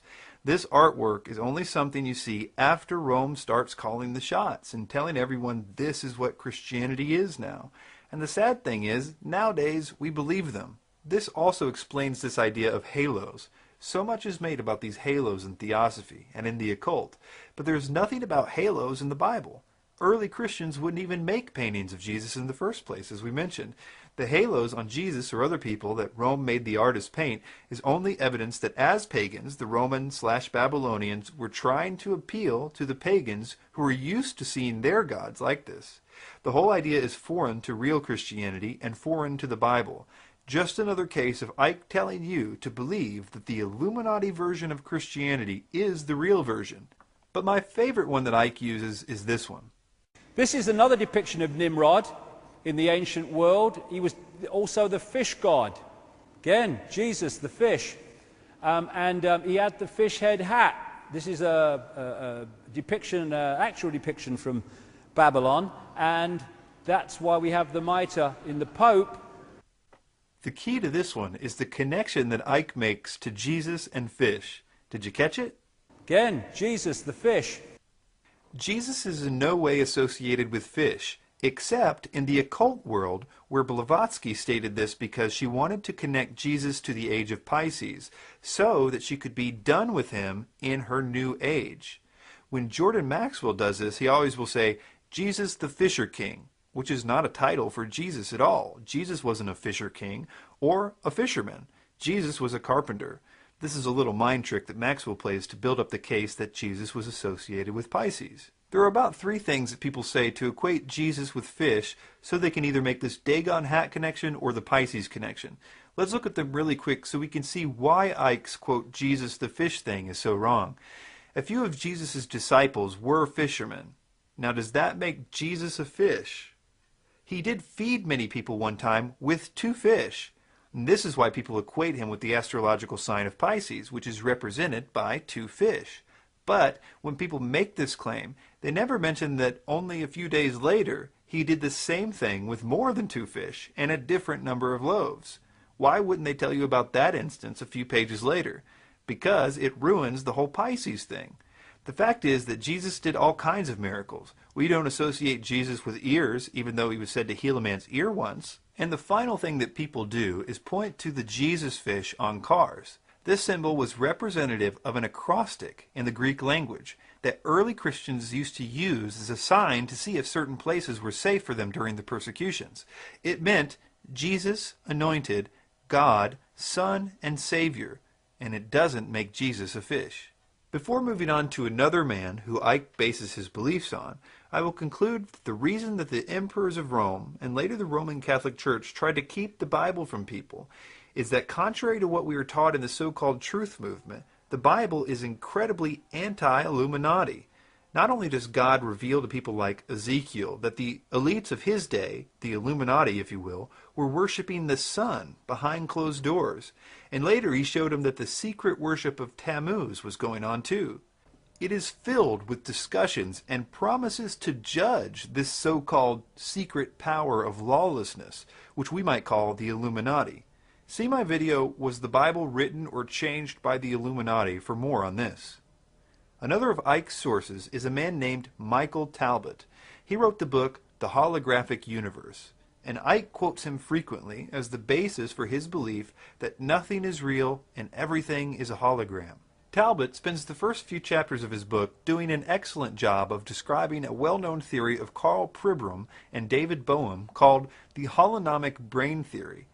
In their experiment, they cut out different parts of rats' brains and ran them through mazes and discovered that memories were apparently stored in each sector of the brain, which is similar to a hologram in that each piece of the hologram contains some information about the entire image. Both Bohm and Pribram would later speculate about applying what they found in the brain to the entire universe, but it would remain just a theory.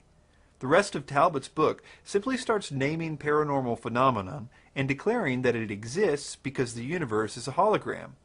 He rarely if ever cites his evidence, and when he does, he reveals his lack of discernment. Consider his support of Sai Baba. Talbot spends several pages gushing over Baba as a perfect example that the universe is a hologram because Baba, according to Talbot, performs these miracles. But watch this video of Baba performing what can only be described as cheap sleight of hand tricks as I read from the holographic universe. Perhaps the most famous modern-day materializations are those produced by Sai Baba, a 64-year-old Indian holy man living in a distant corner of the state of Andhra Pradesh in southern India. According to numerous eyewitnesses, Sai Baba is able to produce much more than salt and a few stones. He plucks lockets, rings, and jewelry out of the air and passes them out as gifts. He also materializes an endless supply of Indian delicacies and sweets, and out of his hands pours volumes of vibhuti, or sacred ash. These events have been witnessed by literally thousands of individuals, including both scientists and magicians, and no one has ever detected any hint of trickery. He can make sweet syrups and fragrant oils pour from his hands. He can produce exotic objects, such as grains of rice with tiny, perfectly carved pictures of Krishna on them. Equally astonishing are his productions of sacred ash. Every time he walks among the crowds that visit him, prodigious amounts of it pour from his hands. He scatters it everywhere, into offered containers and outstretched hands, over heads and in long serpentine trails on the ground. If Sai Baba had produced them by sleight of hand, it was undetectable to us. Talbot also talks about cases of stigmata. This is when people get wounds in their hands and feet that are supposed to be similar to those of Christ. These cases are dubious at best, especially because the wounds usually happen when no one is looking. But this doesn't stop Talbot from simply declaring them all to be genuine and evidence that the universe is a hologram. Or take some of the cases that Icke is fond of referring to. I'm sure you've all heard of the hypnotist that made the man see through his daughter. Everyone seems to love that one. Like that wonderful story told by Michael Talbot in the Holographic Universe. Yeah. And I read that page over and over again when I first saw that book in the late 1980s. This is the story about the stage hypnotist who hypnotized the father to believe that his father was that his daughter was invisible. Mm-hmm. And then he was able to read an inscription on the watch held behind her body, because for him it was no longer there and reality had changed. It was physically different in his mind. Like you write about in your book, about the fellow who's, the hypnotist told the man, your daughter is not in the room with us any longer, and he looked right through the daughter to the man's watch. He tells a story in here, which is so brilliant. That's why I do tell it quite often, because it's so symbolic of what I'm talking about. He attended a party which his father had, and he had a stage hypnotist along to do party tricks for the guests. There came a point where the hypnotist is dealing with this guy called Tom, and he said to him, he's doing through the tricks, and then he said to him, when I bring you back to a waking state, you're not going to be able to see your daughter in the room. At which point the hypnotist led the daughter to stand right in front of the father who's looking in her belly. He brings him out of to a waking state, or apparently so, and he says, Tom, can you see your daughter? Tom's looking around. No, I can't see her. She's giggling. He can't hear her. The hypnotist went behind the daughter, put his hand in the small of her back and said, I'm holding something, Tom. What am I holding? He looked bemused because it was so obvious to him. He said, you're holding a watch. He says, there's an inscription on the watch, Tom. Can you read it? He peered forward, read the inscription. His daughter standing between him and the watch. The problem is that Talbot simply says this happened at his own father's friend's house. There's no citation whatsoever. We are asked to simply trust him that this happened. Let me ask you, if this was so easy that all a good hypnotist had to do was to tell someone that their daughter wasn't there, how come it hasn't been reproduced in a lab or some other place where this could be verified with a measure of proof? I mean, was this particular hypnotist the only guy in the world that could do this? Why not have someone simply put the idea to the test and prove it? I hope you see that the answer to that question is obvious. Talbot had preconceived notions himself. He describes how he grew up in a haunted house, and these ghosts would mess with him and his family. He describes involuntary out-of-body experiences and a host of other experiences involving what he calls poltergeists. He was on a mission to validate his experiences, even by his own admission. Here are some reviews of his book that I think sum this up well. I was profoundly disappointed by the book. I was expecting something that took an analytical view of an intriguing theory and explored its implications. Instead, what Talbot provided was a general overview of holography, some broad statements about its implications, and then tons of anecdotes about psychic phenomena that he claims are explained by everything being a hologram. Sadly, that's not science, nor is it compelling writing. Another reviewer says, the book is completely disingenuous and uses numerous case studies where the evidence is presented in a dishonest way. A simple Google search will turn up enough information on many of the book's claims to start to raise doubt. Further investigation will make you very upset that the evidence is presented so matter-of-factly, with no mention of the numerous controversies surrounding the evidence. This would be funny if it weren't obvious that Icke has based much of what he believes on this idea of the holographic universe. Now, let's move on to the next chapter, where we will explore in depth David Icke's most influential source. They tell him what to write, what to say, what to wear, what to believe and what not to believe, and he calls them the guys. The beings which we call the guys told us about. You call them the guys? The guys, yeah. But the beings like Tarot, Rakowski. And yeah, that's right. It's highly likely that I'm something to do with the whole process because I'm interviewing you. Well, it's difficult because I need to check all this out because you're throwing this at me and I need to sit down and check this out with the guys. But I would said that you were certainly involved in a great chance of being involved at that time. David often says that these beings have always guided him. It was the same beings that originally contacted him that are still guiding him. Well, I've been on a long journey of nearly 20 years now, consciously doing this, and some force has been pushing me in different directions. In Love Changes Everything, he says, those who are helping the planet and humanity through this crucial period in their evolution, they have asked me to put together in this book all that I have learned so far, and that, quote, communicating with such beings on other levels of creation is the most natural thing in the world. When he describes how it is that this communication with the guys takes place, he says, quote, this process is called channeling. The thought forms can be turned into written words. This is known as automatic writing. Your hand writes on the paper, sometimes with incredible speed, but the words and information are not yours and could not possibly be yours because you often know nothing about the subjects taking shape in front of you. It is also possible to hear the thought forms as a soft, gentle voice inside your head. I call this method getting it direct. On a more limited level, it is possible to communicate through dowsing. Perhaps do you actually hear the voices in your head? It depends. Sometimes you hear voices, sometimes it comes in terms of them talking through you, so they talk through your voice box, and it also comes through what's known as automatic writing. You get a sheet of paper, you put a pen in your hand, and they just take over your arm, they write. And they write amazing things which you have no comprehension of. I mean, he also still quotes from them from time to time as evidence that he still considers the information accurate. An example is that he closes most of his lectures with a quote from a being named Magnu from his book Love Changes Everything. And he says that his words are really their words. And wonder where they came from. They will be our words. These beings, as we saw in the first chapter, dictated the belief system of theosophy to him. And although he does not call it that today, it is clear that that's what it is. Given what we learned in the first section about the connection to Alice Bailey, who also was in contact with entities, how can we be sure that Icke is not listening to the wrong spiritual forces, the ones that seem to be orchestrating the New World Order? He's the first to admit that these beings exist. We can gain some wisdom from a man some of you may know named Terence McKenna. He was a man who encountered several beings from other dimensions, according to his books.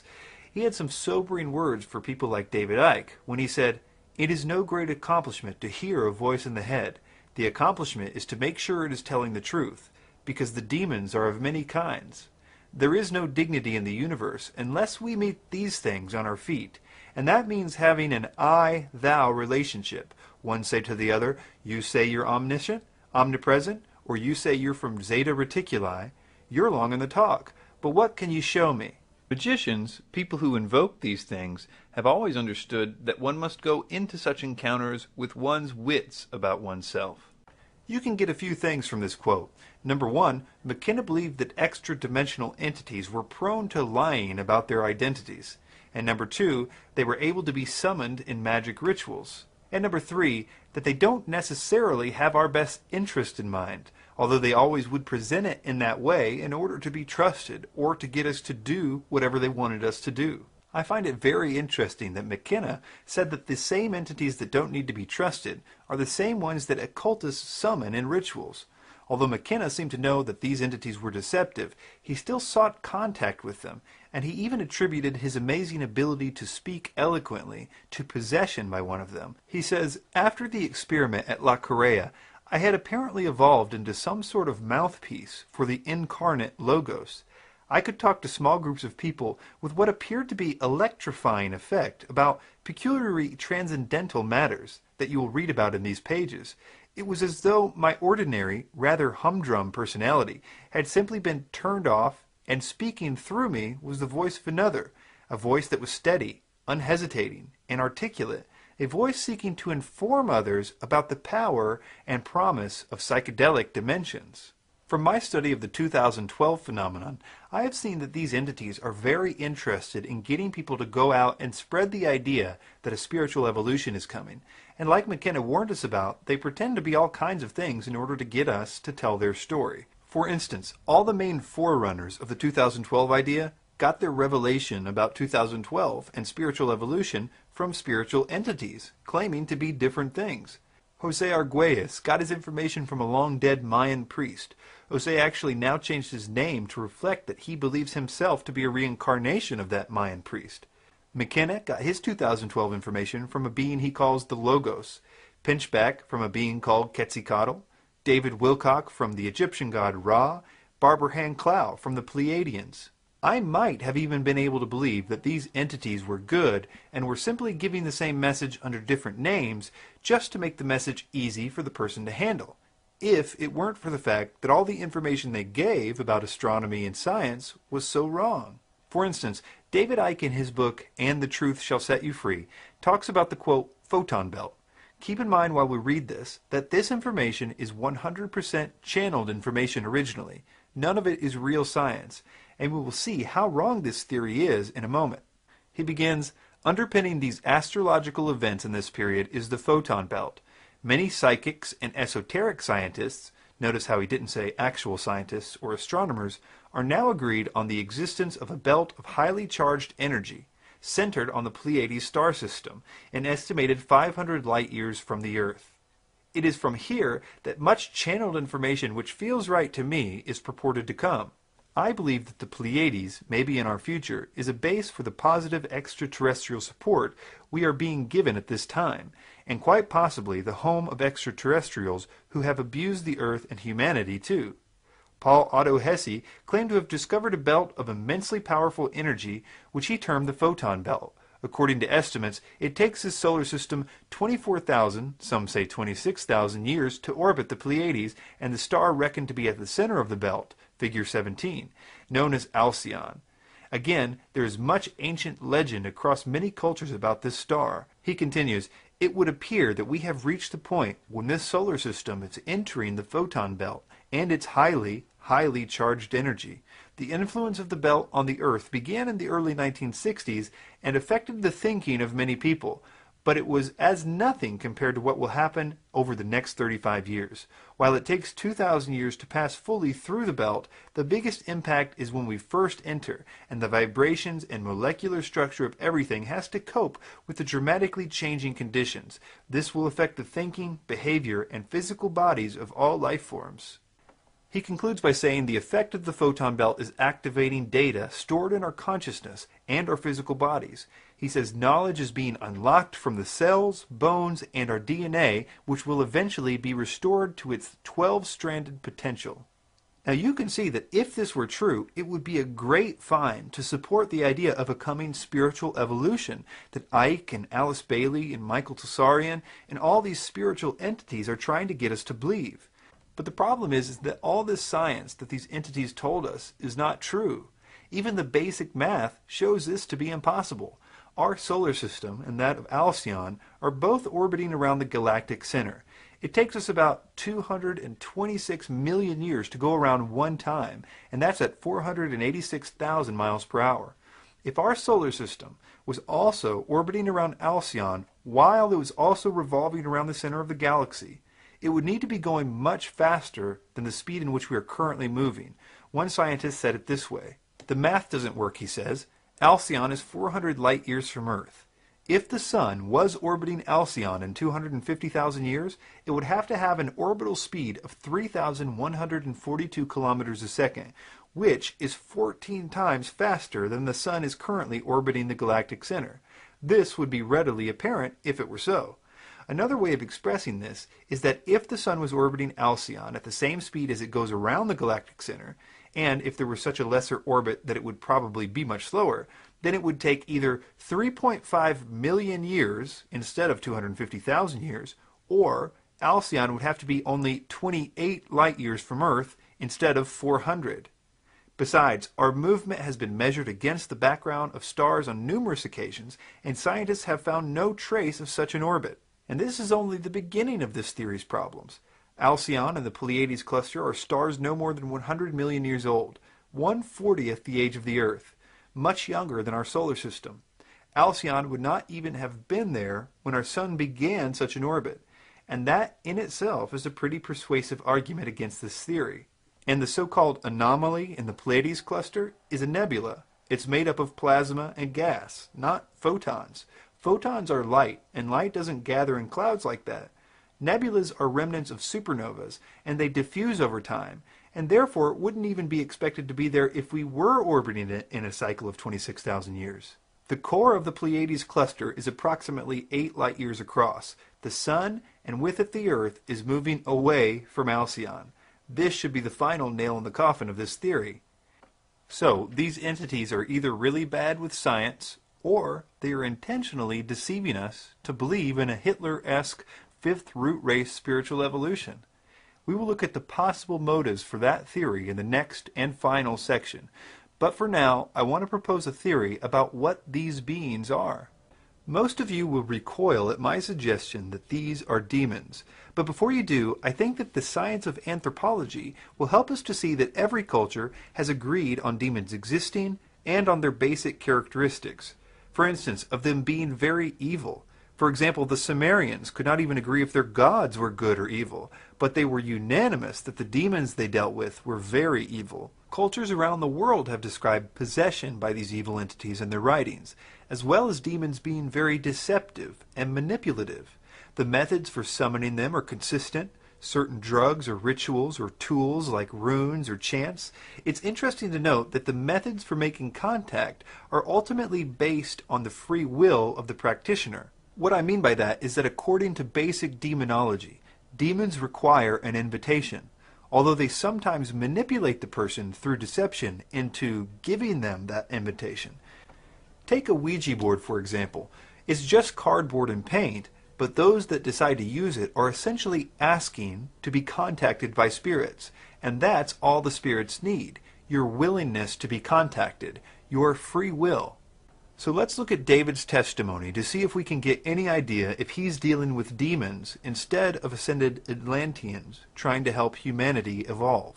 Suddenly I felt over 1989 that there was a presence in the room whenever I was alone. And it became more and more tangible as 1989 unfolded. It was bizarre, really, because whenever I was in a room alone, like a hotel room or something, there was this presence, you know. And eventually it got so powerful towards the end of '89 that I was sitting on the side of a bed in a hotel called the Kensington Hilton in London, just down from the BBC headquarters. And I said to this apparently empty room, look, if there's something there, would you please contact me, because you'll drive me up the wall. Let's stop right there for now. Notice how all this began with a desire to be contacted. Also note that David will later go on to basically preach that this is all that must be done for anyone to be contacted. All we've got to say, and it's very simple, is I accept that I'm being guided. I have guides in other frequencies, other dimensions of life, who are here to guide me and help me through this lifetime so that I learn the lessons I decided I wish to learn. Go ahead and guide me. And when you do that, things start happening. He says on page 139 of Love Changes Everything, quote, Every single life form can be a part of this transformation if they say openly, I wish to be guided and work for the light. Notice that he capitalizes the word light.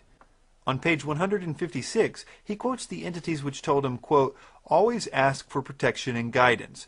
Ask and you shall receive. Seek and you shall find. But then they say, you must make the first move. You need to exercise your free will. They tell him at the end of the book, quote, welcome all beings. If you do this, you're welcoming creation into your life. It is also interesting to note the negative effect that even pictures of Jesus began to have on him. In his book Truth Vibrations, he says this about a visit he made to a church as a tourist. Quote, looking up at a large painting of Christ, the picture suddenly turned black and moved around before my eyes. Only the face of Christ was still. Suddenly, I felt a sensation I can only describe as someone pushing a pneumatic drill into the top of my head.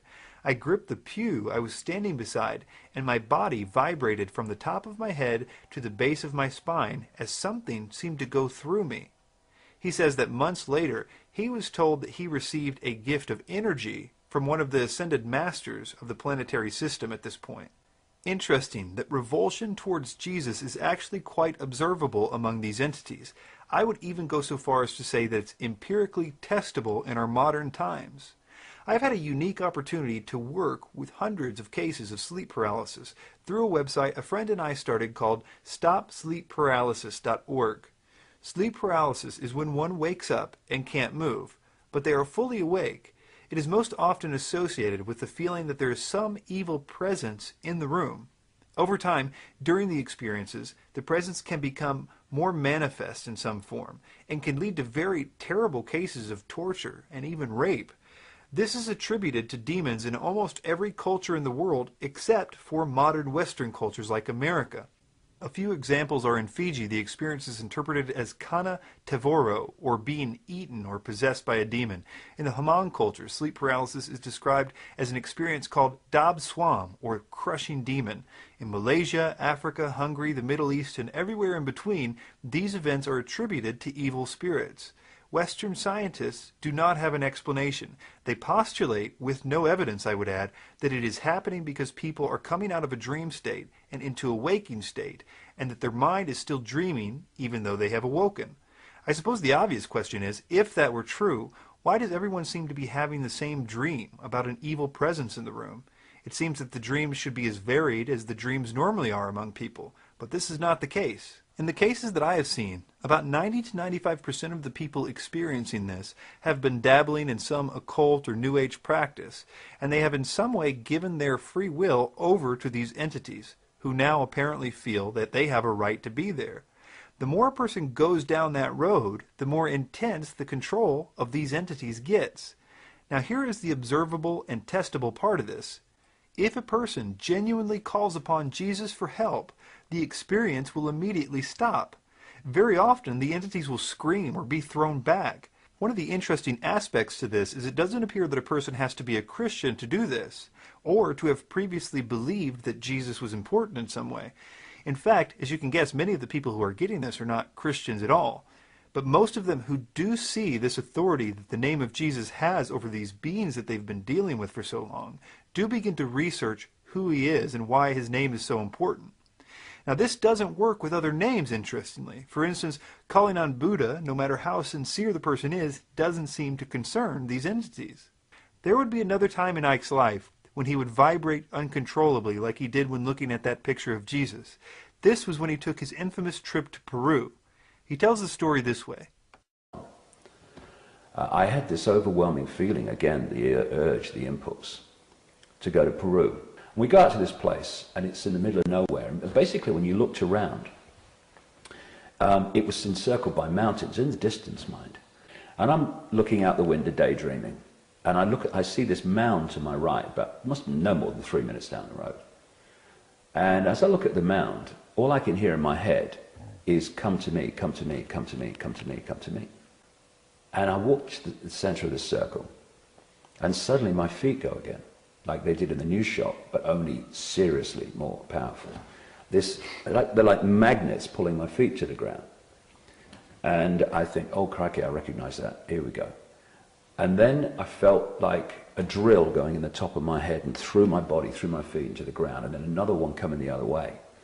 And then my arms go out at 45 degrees like that. I never made any decision to do it. And what then started to happen is this energy coming through me, this is February 1991, got more and more powerful. My body started to shake with it. Very powerful thought forms just passed through my head, just like in the news shop. It was like, you know, if you've got a dam and it's holding water back, well, the water is calm, right? Because that's its natural state in that situation, if you like. But when the dam bursts, before a new balance is found after the dam bursts, all hell breaks loose in the water, right, as it's trying to go from one state to another. Yep. When I look back, what happened to me on that mound? It was like the waters of my mind bursting. Icke always attributes this event to this place in Peru being located near a vortex point in something he calls the energy grid. But there is another side to that story.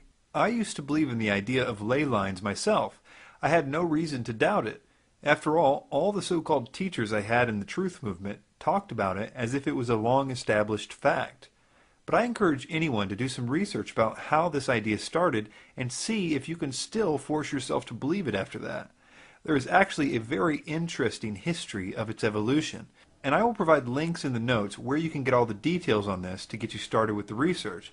I say this because many people will claim that a proof that a ley line exists is the fact that certain places, especially ancient ritual sites, have a very heavy feeling of energy.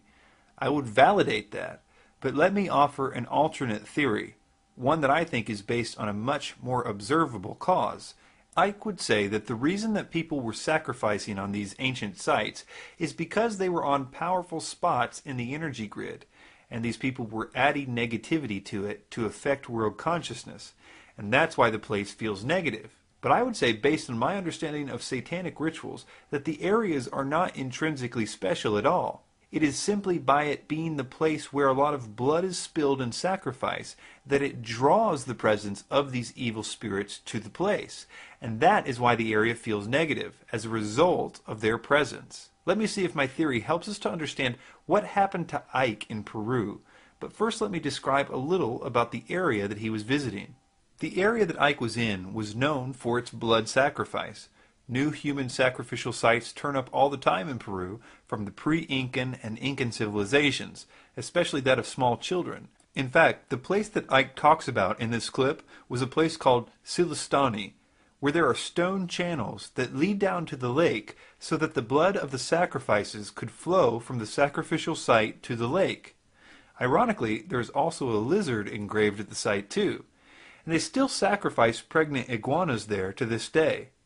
There is a stone circle on the mound there, which is exactly like the one 3 minutes down the road where Icke says his Kundalini experience was.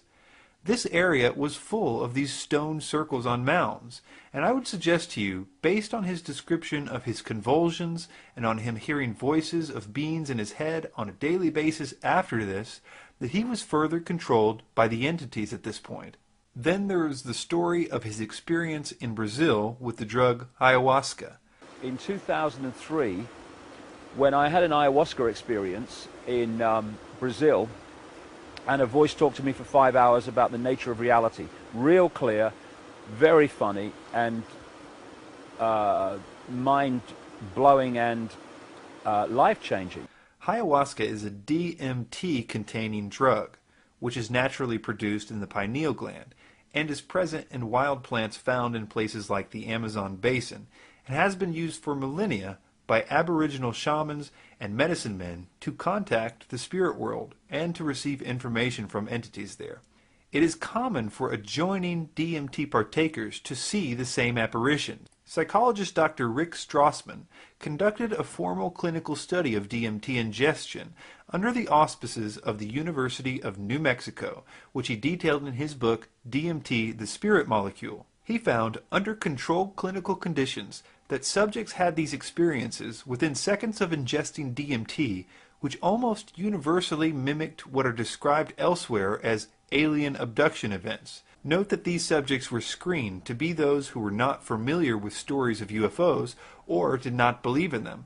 The entities they encountered were typically described as traditional greys, reptilian, or insect-like. The context usually involved medical and reproductive experiments conducted by the entities on the subjects, described as violent rape episodes. When subjects were willing to try additional experiences, they reported that the entities acknowledged their prior disappearance with no sensation of time loss. The episodes were so traumatic to the subjects that a support group was later formed to help them deal with the emotional trauma of the experiences.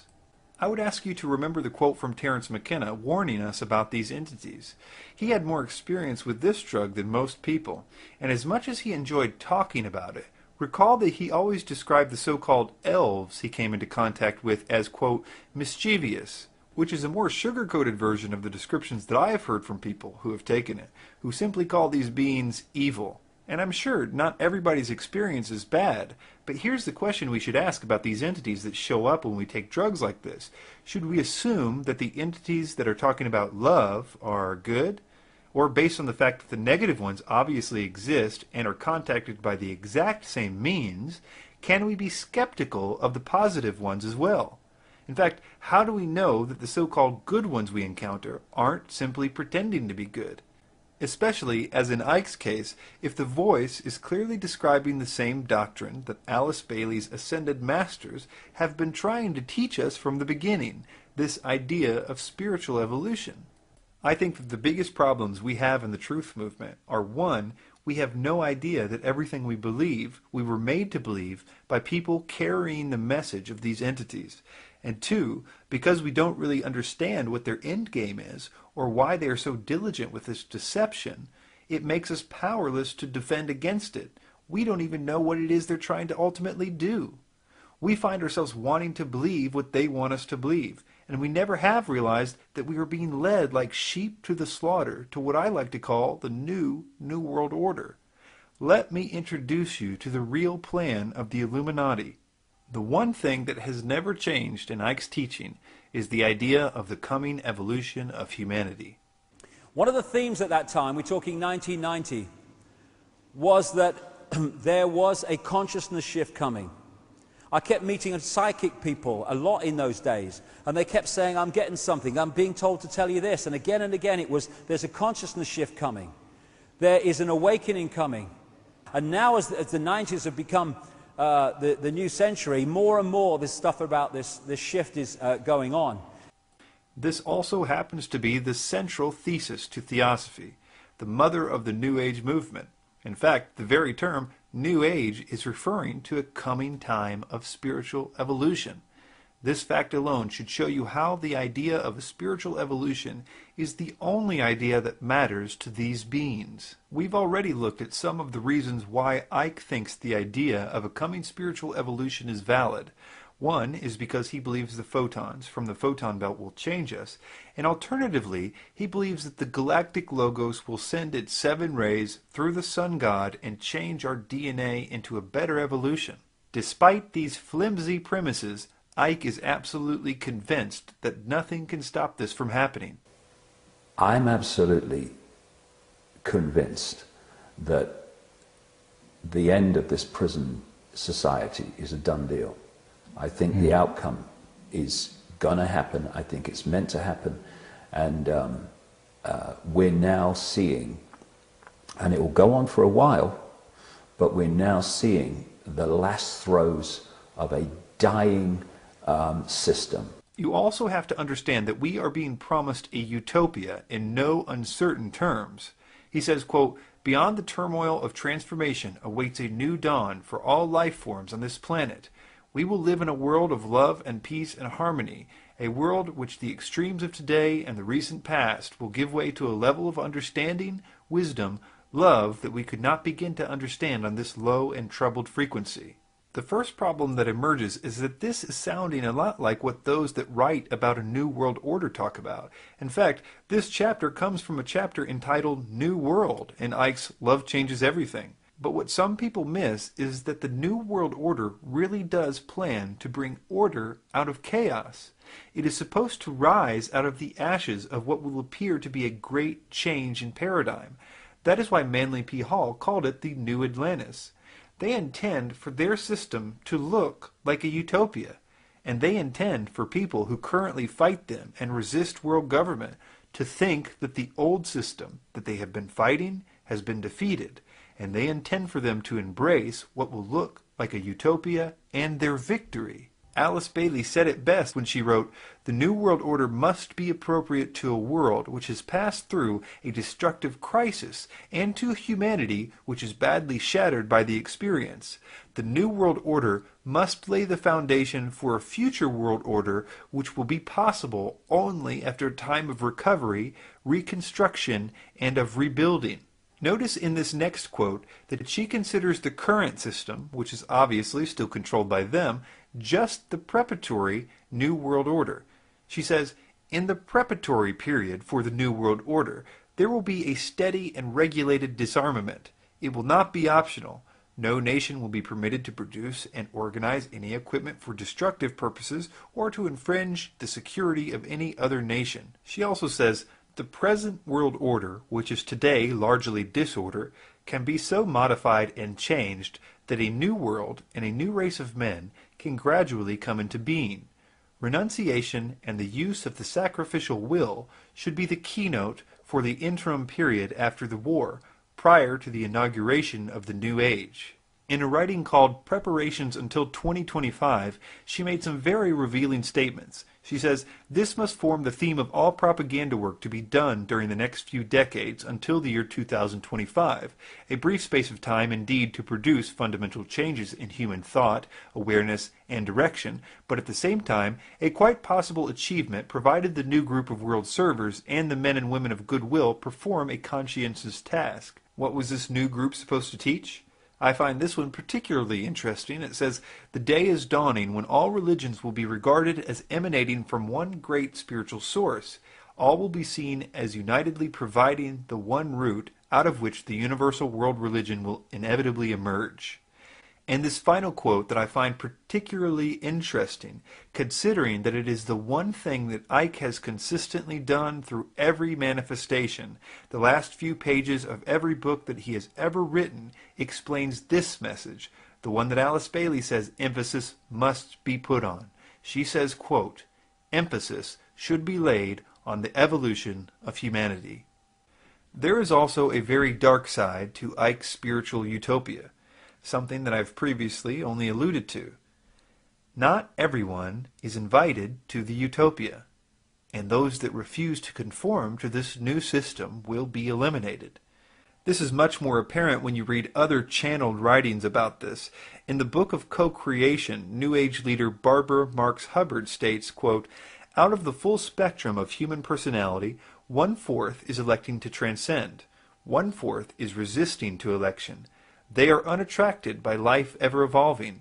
Now, as we approach the quantum shift from creature human to co-creative human, the destructive 1/4 must be eliminated from the social body. Fortunately, you, dearly beloveds, are not responsible for this act. We are. We are in charge of God's selection process for the planet Earth. He selects, we destroy. We are the riders of the pale horse death." Alice Bailey explained what the New World Order would do to those who refuse to accept its utopia. She says, "Let us never forget that it is the life, its purpose, and its directed intentional destiny that's of importance, and also that when a form proves inadequate, or too diseased or too crippled for the expression of that purpose, it is, from the point of view of the hierarchy, no disaster when that form has to go. Death is not a disaster to be feared. The work of the destroyer is not really cruel or undesirable. Therefore, there is much destruction permitted by the custodians of the plan, and much evil turned to good." In his chapter New World, Icke says, "I do not seek to hide the severity of this period of fundamental change. It will be tough for every one of us. Many will return to the light levels, or die, in the wake of the physical events and the quickening vibrations. The Earth Spirit is already raising up the subplanes, and through the years ahead she will progress through the whole frequencies in her journey back to Atlantis and beyond. Those who cannot quicken their own vibrations through love and balance will find themselves out of synchronization with the environment around them. This process is already apparent. As the vibrations of a being fall behind those of their planet, it manifests in physical, mental, and emotional imbalances, and such people will need all the love there is to give. Their behavior will be unpredictable and sometimes unpleasant and inexplicable. Those who cannot at this time rise with the climbing subplanes and frequencies will eventually return to the light levels or die, and be surrounded by love and indescribable warmth and power. They will assess their progress and decide how they wish to proceed on their path of evolution. Icke also says later in the book, "And the Truth Shall Set You Free," quote, "Others who follow the propaganda of the global elite and the prison warder consciousness will cling to the old vibration. In their desperation to find security, they will become even more vehement in their religious, political, and economic dogma. They will resist the rising vibrations if they choose that path, and this will have mental, emotional, and physical effects. The two states of being, the programmed mind and the open mind, will be more obvious with every month to those who know what's happening." And not just that, but according to Icke, these people that are hanging on to the old age are going to actually prevent the rest of the people from getting their evolution. He says, quote, "We are now entering a period of fantastic change, and the happening of events are speeding up all the time. We have two challenges here in front of us. People have to get access to that information and start to realize who they really are and the nature of life. Then we can go into a stage 2, which is the incredible consciousness shift that is going to happen and is happening with many people already, but can happen for everybody if we open up to the knowledge of what's going on. And to do that, the edifice of suppression must go. What I see so often in the New Age movement is that they are focusing on the second, but they're in denial of the first. And the second is not going to happen for many people unless we remove the suppression." Now here's a thought that has disturbed me for a while now. Obviously, the idea of spiritual evolution is being pushed by the global elite and these entities. And I suppose that it could lead to a world government, but only if the entire world was in on it. What I mean is that right now, only the New Age and the so-called truth movement, which has now been converted to the New Age, believe the spiritual evolution stuff. And sure, the idea is expanding, thanks to shock value things like the 2012 stuff, but still, it would have to be believed by the entire world, not just a few. They would have to be passionate about the idea of spiritual evolution for this to work. Now, let Mr. Icke explain how this could all change overnight.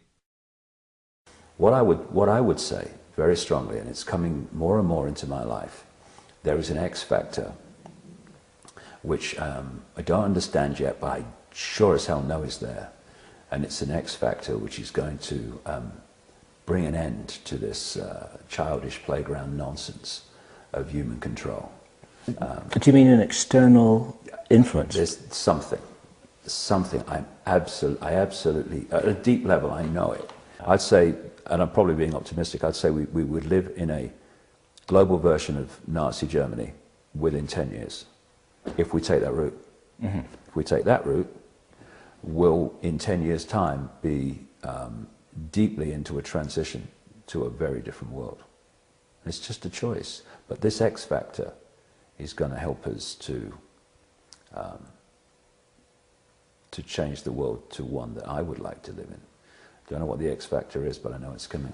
No one's going to do it for us, right? Well, my feeling is that there's an X factor.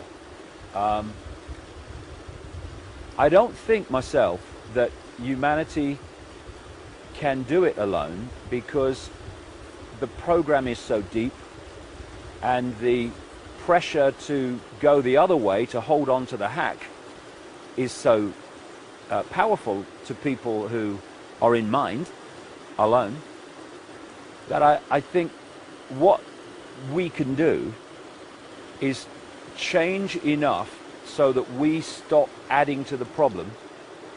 But I think there's an X factor. I think that there are things going on now outside of our awareness and on much higher levels of consciousness than we're aware of, which is also supporting this change. Notice what the function of the X factor is. He says that the programming to hold us all into the old ways is too strong. But the X factor, this external thing, will shatter that paradigm and set us free from our old way of thinking, and it will give us a new paradigm. Let me suggest a possible X factor that people like Bill Cooper have suggested, and one that I think, without question, we are being prepared for by the global elite, and have been for at least 70 years. That is, an extraterrestrial presence being discovered. Now, I realize that Cooper presented documents that reveal a plan of the New World Order to use an alien threat to cause patriotism needed for world government. After all, people would no longer view themselves as separate countries, but instead a world family. Now, this would also create the need for a world bureaucracy to deal with the threat. But I think that based on the propaganda of Hollywood and the occult writings, that this might not be presented as a threat at all, but rather them posing as a savior to a world that will be war-torn. They will claim to be saving us from ourselves. They will claim to have genetically created mankind. They would claim that they used to be like us, and that we are on the verge of an evolution. Now, suspend your disbelief for a moment as I explain how this would serve as Icke's X factor and the catalyst for his utopia, and the real New World Order to begin, all at the same time. First, it would accomplish the primary thing that Icke says we need to do in order to shift with the planet. That is, to destroy the religions of all types. All over the world, religions would be in turmoil. Here these aliens are claiming to have created us. That means they're claiming to be our God in a sense. Overnight, the programming that Icke says is too powerful, the religious programming that is holding us back from the shift, would be shattered. All the religions would be forced to reconsider their ideas. Secondly, it would finally get the idea of a possible spiritual evolution to the entire world. Everyone across the world, from the smallest village to the largest city, would have a really good reason to believe that they too could be evolved. They could become like the aliens. They could become actual gods.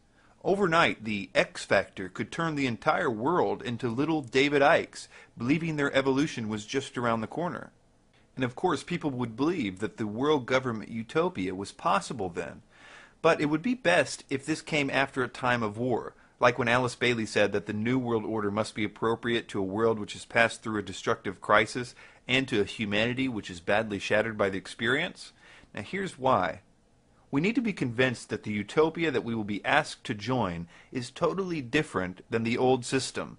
For us truther types, we will need to be convinced that the New World Order has been defeated in order to trust such a utopia. The regular people will only have to be convinced that the new system, since it will be based on non-religious ideas now, because the aliens showed us that the religions were wrong, will be one where there will be no more wars.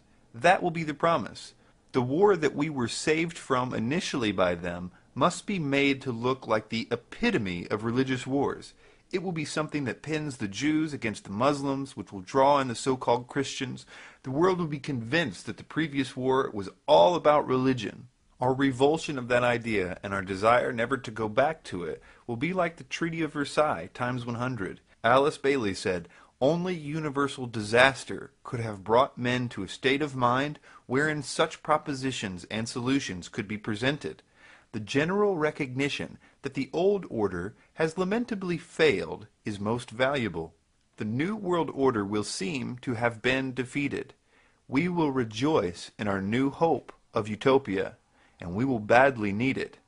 We will be told to await our newfound powers, but when they don't come, we will be told that it is because there are some still among us that are keeping us from it, those that are still hanging on to the old age." All of this makes what Icke says in this clip very concerning. But we're now seeing the last throes of a dying system where the Illuminati in their box are believing they're crashing the system to create something else, when it's actually crashing ultimately for another reason. Understand what he's saying here. He's admitting that they are crashing the system to create something else. This idea should be common knowledge to all of us who study them. They are going to be the solution to the problem that they create. And Icke, of course, knows this. After all, he's Mr. Problem Reaction Solution. But listen carefully to what he's saying. He believes that his utopia will arise out of their ashes, and for some reason, their utopia won't rise. In effect, he is saying that when the system crashes, he is expecting his utopia to rise, but they are expecting a utopia to rise too. Now, how are we supposed to know that the utopia we get after this crash is the one that Icke is talking about, instead of the one that they've been planning to bring about for so long? Or probably the better question is, are these utopias one and the same thing? They certainly sound the same. What a dangerous game this is. They will say that there are still people who don't trust this new utopia, and that they will have to be eliminated for everyone else's benefit. These people will be primarily Christians, because there are prophecies specifically mentioning a great deception that will seem to offer peace, but that it will only last 3.5 years before it shows its true colors. All the other religions will find it easy to agree with this new system. This, in addition to the propaganda that Christianity is behind all the wars of the past, will convince the entire world of these words of Aleister Crowley, who was given this message from a being claiming to be an Egyptian god. Quote, "But the future is now, and the maneuvers are being unveiled. As far as Christianity's role in this new age," Carpenter states, "Christianity, therefore, as I say, must either now come frankly forward and acknowledge its parentage from the great order of the past, seek to rehabilitate that, and carry mankind one step forward in the path of evolution, or else it must perish. There is no alternative." Or, as New Age author Eckhart Tolle likes to say, evolve or die. We've been told by Icke, a man definitely possessed by something, that if we worship the God of the Bible, we are worshiping reptilians. And when you worship, you project energy, and you are feeding this force by thinking you are worshipping a God when you're worshipping these. He has changed his mind in every book that he's written about which way to tell you not to look towards Jesus and not to look at the Bible. His entities have told him to tell us that demons don't exist. The voice that talked to him for 5 hours in Brazil went on quite a tirade about how demons don't exist. How could they, after all, if everything was an illusion? There is a fabulous reason why this misdirection is happening, because the real agenda is being played out like a military system. These demons are influencing people to prepare the way for what the New World Order calls its phoenix, and what the Theosophical Society calls the World Teacher, their Christ, what I would call the Antichrist. A genuine Satanist knows exactly what I'm talking about right now, and that this plan has been the plan all along. They are awaiting something they call the Black Awakening, when this system of the Antichrist will begin. Alice Bailey said, "The widespread expectation that we approach the age of Maitreya, when the world teacher and present head of the spiritual hierarchy, the Christ, will reappear among humanity to sound the keynote of the new age. There are millions of mentally alert men and women in all parts of the world who are on rapport with the plan and work to give it expression. They provide opportunity for cooperation with the spiritual evolution of humanity. There is no group so likely to ensure that humanity achieves this most difficult goal as the men and women of goodwill, requiring only courage to initiate action to prepare for the New World Order. All the conspiracies, all of them, are leading up to one event. There is an ancient angel that has been working on a system that would allow him to actually control the world to such a degree that he could force them to worship him as God. And unfortunately, for the first time in history, technology is now capable of doing that. I believe that the implantable microchip could actually play a role in this worship. And he is the general in all of this. This is why you find Satanism behind every door you kick down in the investigation of the New World Order. This is why you find his demons telling people to go out on a world stage and teach a doctrine that will lead them right into his hands, to an elitist mindset, seeking the Luciferic initiation of the Lightbringer, Prometheus, Lucifer, the Solar Logos. They've always been preparing you for him. Their agenda has never changed. But we have been so brainwashed to hate Christianity that the Bible is literally the last place we would look for the truth. Jesus spoke of a time that's coming, and he said, "Now the brother shall betray the brother to death, and the father the son, and children shall rise up against their parents, and shall cause them to be put to death. And ye shall be hated of all men for my name's sake." Now this is interesting. Here's a guy that not even his enemies can find a good reason to accuse him. He's entirely just and sincere and humble in the Bible. Yet for some unknown reason, what he said is absolutely true. We will be hated for his name's sake. This hate has to come from a third party. Our enemy perverts the Bible to make you think that religion is equal with Jesus, so that you will reject him. And I submit to all of you that Jesus was the most anti-religious person that ever walked the face of the earth. He had nothing but compassion for sinners. In fact, the only harsh thing he ever said was to the clergy of his day and the bankers. The reason the mere calling on his name crushes whatever force is behind sleep paralysis and so-called alien abductions is because he really is who he claimed to be. And the demons are just as scared of him now as they were during the pages of the Bible. Jesus said in Matthew 11, verse 28, "Come to me, all who are weary and heavy laden, and I will give you rest. Take my yoke upon you and learn from me, for I am gentle and humble in heart, and you will find rest for your souls. For my yoke is easy and my burden is light." Christianity is not a belief system. It's a supernatural event that happens to you. Your life begins to change. You start to love things you used to hate, and hate things you used to love. You are given a new power to turn from the things that have you in chains. It doesn't mean that you're going to be perfect, but you will start to change, and that change will continue your whole life. It is freedom from bondage, not a list of rules. Mark 10, verse 45 says, "For even the Son of Man did not come to be served, but to serve, and to give his life a ransom for many." Acts 17:30 says, "Therefore, having overlooked the times of ignorance, God is now declaring to men that all people everywhere should repent, because he has fixed a day in which he will judge the world in righteousness through a man whom he has appointed, having furnished proof to all men by raising him from the dead." I do not think that David Icke knows that he's being used as a tool for the New World Order. I would like to think that he would turn from this if he could be convinced of it. I want to ask you to help me pray for Mr. Icke. For transcripts, footnotes, free downloads, and free DVDs, go to the website davidikedebunked.com. Thanks for your time.